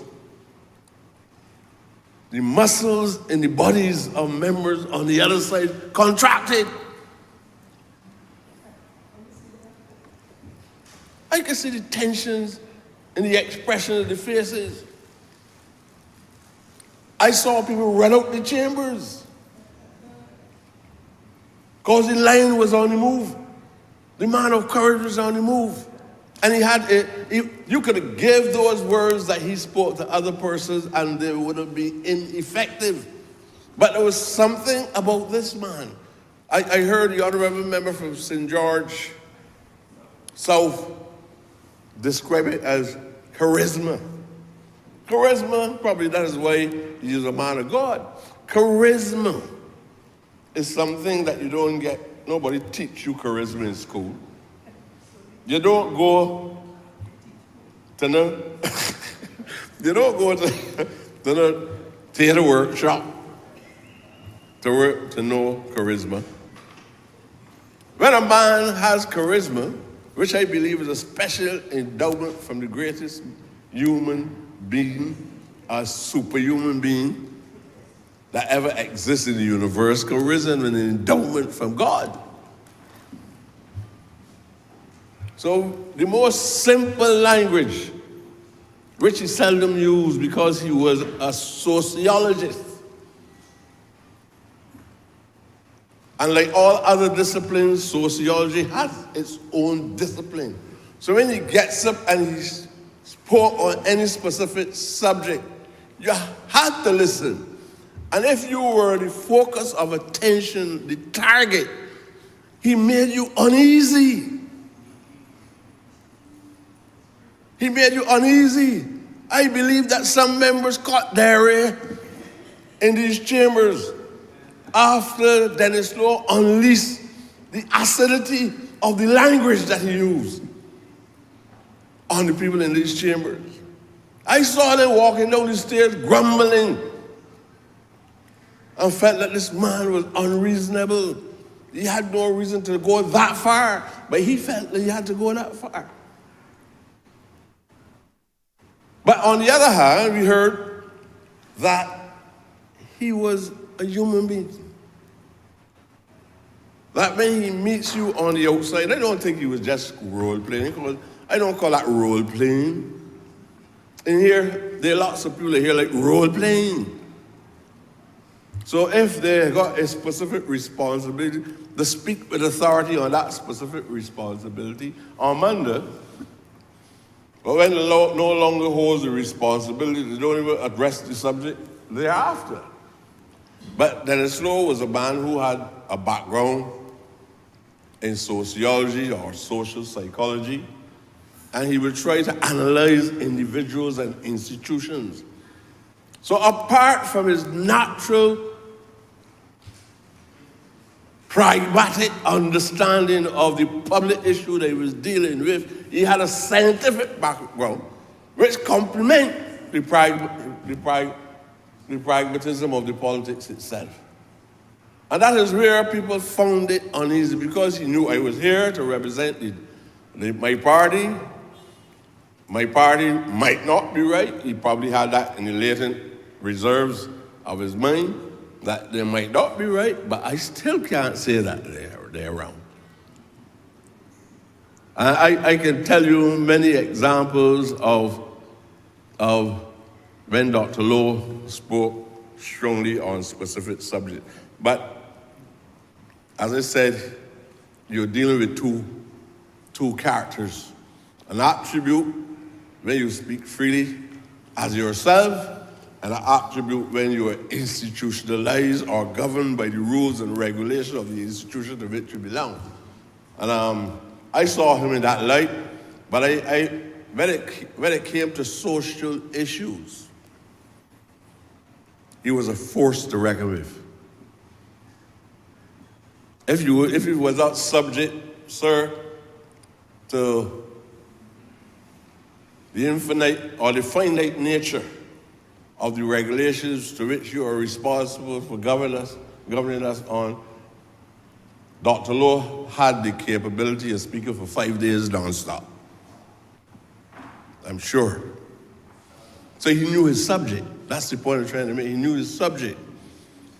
And he also understands sometimes the requirements of theater, because he had a constituency that he had to cater to, and he knew that he had to balance the act at intervals, because he still needed to appease or give a level of satisfaction to the people to whom he was sent here to represent. And that is the man that you're talking about. So when you call him to the special meeting on former ministers of social transformation to deal with social policy and programs, you really had an honest expression of the man and the capability of the man, the intellectual nature of the man. I condemn persons who believe that a barefoot boy cannot come to the highest office in the land, or girl, sorry my darling, sorry sir, like Minister Ford, and like Hamilton Lashley, who was here. I heard them in here, you know. I know them. I can identify them. People who felt that you were nobody and believed that you were in an alien environment, not suitable for us. And they did everything to discredit you. Even when an ackee tree get cut down for $11,000, you won't believe the other men money laundering. And you get condemned in here. In here for small things, even views. Because when Dr. Lowe was expressing his concerns, it was views. And if you're mature enough, you should be able to counterattack. And you should find other means of saying, you know, yesterday when Dr. Lowe spoke, he talked a lot of foolishness. And you must be able to prove it. Or keep quiet. But this chamber requires a level of maturity, sir. That when people speak to the way in which you also spoke, you should not be deliberately condemning them. Because I believe it is a lack of the maturity of what is expected from a parliamentarian. This is the highest office in the land. We should have the authority that if we believe that we must go to war, and Parliament raised the opinion that the country must go to war, and you feel that you should pray to solve the problem, but then you're entitled to say that. Other countries that the people in those chambers don't have any bigger heads than y'all, they might got bigger dollars and military strength, but they have to make fundamental decisions. And that is why, sir, that I was forced by my conscience to at least enter into these discussions, because I felt that I had a genuine view to express. And this was a brother who emerged that the expectations probably in the household and in the community and the school to which he belonged never had the foresight that this man would have earned a PhD. And when you earn a PhD and you come from such origins, there are people who believe that you're purchasing. I am not going to support that. Did you say you hear that discussion coming down? You could almost count me out. 29 might go, but not 30. I'm not in that. Because my responsibility, even that to which the Prime Minister has given me, the authority, my principles, I stand on equality and justice. And I agree with the speaker who spoke before me. If there was a good example of what this barefoot boy from St. Andrew, and don't feel shame about it, because life is like that. We are all descendants of people who you once upset were slaves, not me. My family was enslaved by a descendant and a slave. I don't deal with foolishness. Dennis Lowe, from all I have heard, running the streets with unpaved roads, in some cases, with protruding rocks and glass and everything, was a barefoot boy from the country. I don't say that, or if it was on a platform in Christchurch, I would not say that and help to cultivate the defeat of the brother who defeated him in Christchurch. I will say it. And the most I can do in those circumstances is to exclude myself. If I'm present, I can't say that. This is what we call now true institutionalization. If you ask me for my opinion about who's the better of the two, I will have to support my brother.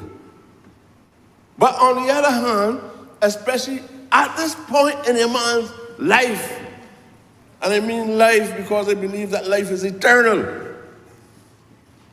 I believe that man never die.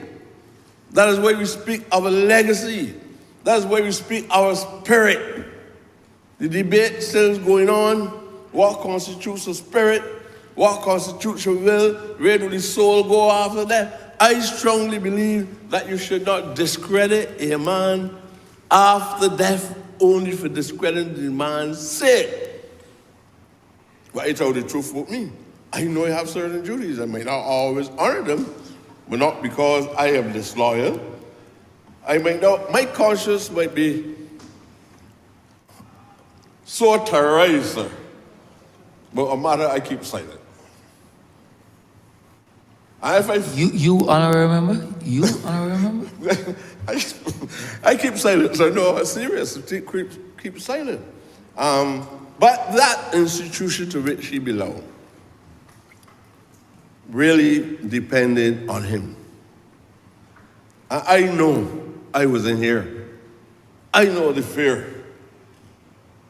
You don't curse him for that. I know the fear that he drove in the hearts of many of us.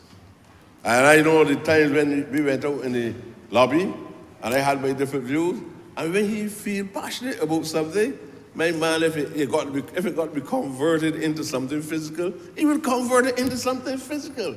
And he felt strong about it. But he was a principled man. Look, no man is exclusively righteous. He was a principled man. And if you go outside, I used to Dennis, you know you talk a lot of foolishness. You know, that might not be my language. But I said, Dennis, you talk a lot of foolishness, man. And he said, where did they get up and talk then? Where did they get up and talk then? Let me cut the throat. That is the kind of man that he was. And when we met on the last occasion we were in the facilities at the Defense Force. And he came and he sat outside of me. And as the minister indicated, from southeast, so what? St. Michael's South. St. Michael's South.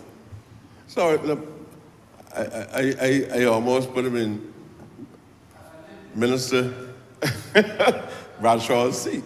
But when we spoke, he said, Pressy boy, I said, so how things going with you? He said, Pressy boy, a little rough. All right?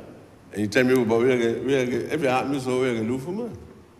Right? And we had a conversation there because it is nature.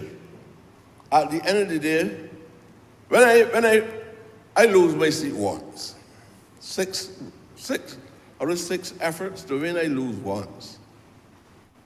And when it happened, Prime Minister then, David Thompson, met me in the corridor. He said, Pressy, you all right? I said, are you okay? He said, you sure? If there's any problem, come to me.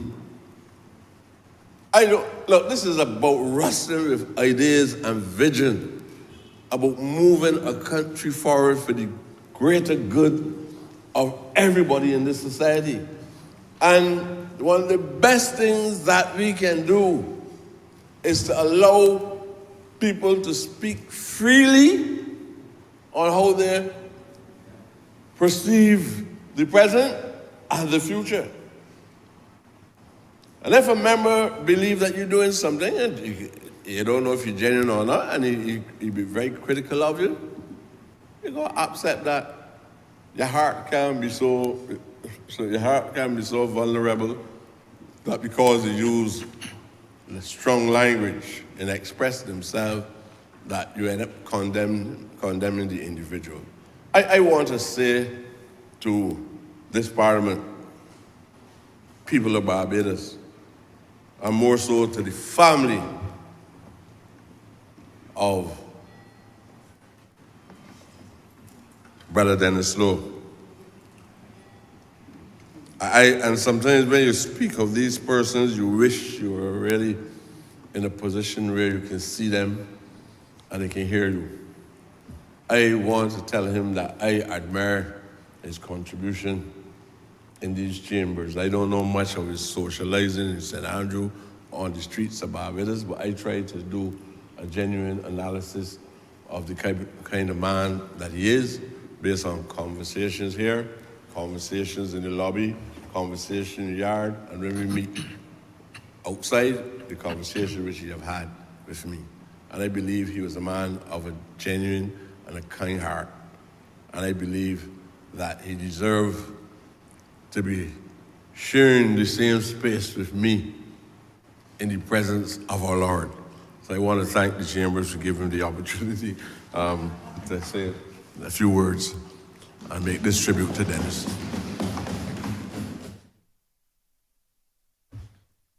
I wish to endorse all the comments made by the honorable members in this chamber in relation to Dr. Dennis Lowe. And he asks that we stand and observe 1 minute silence as a matter of respect to the honourable member.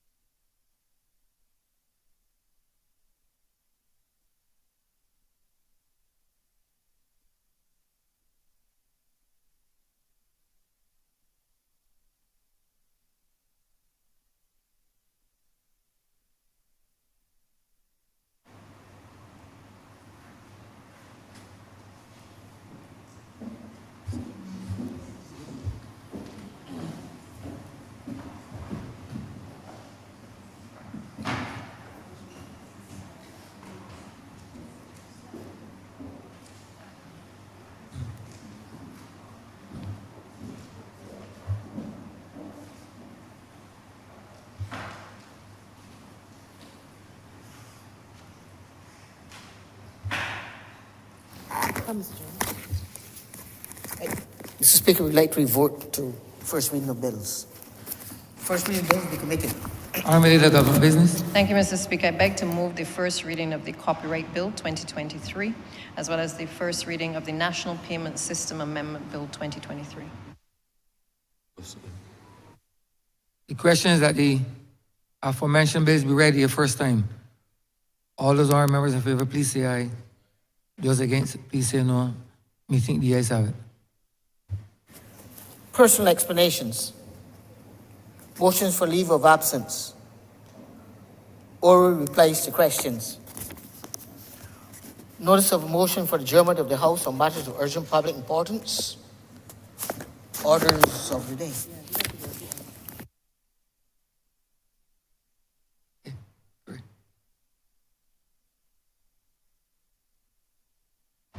Honourable Leader, Government Business.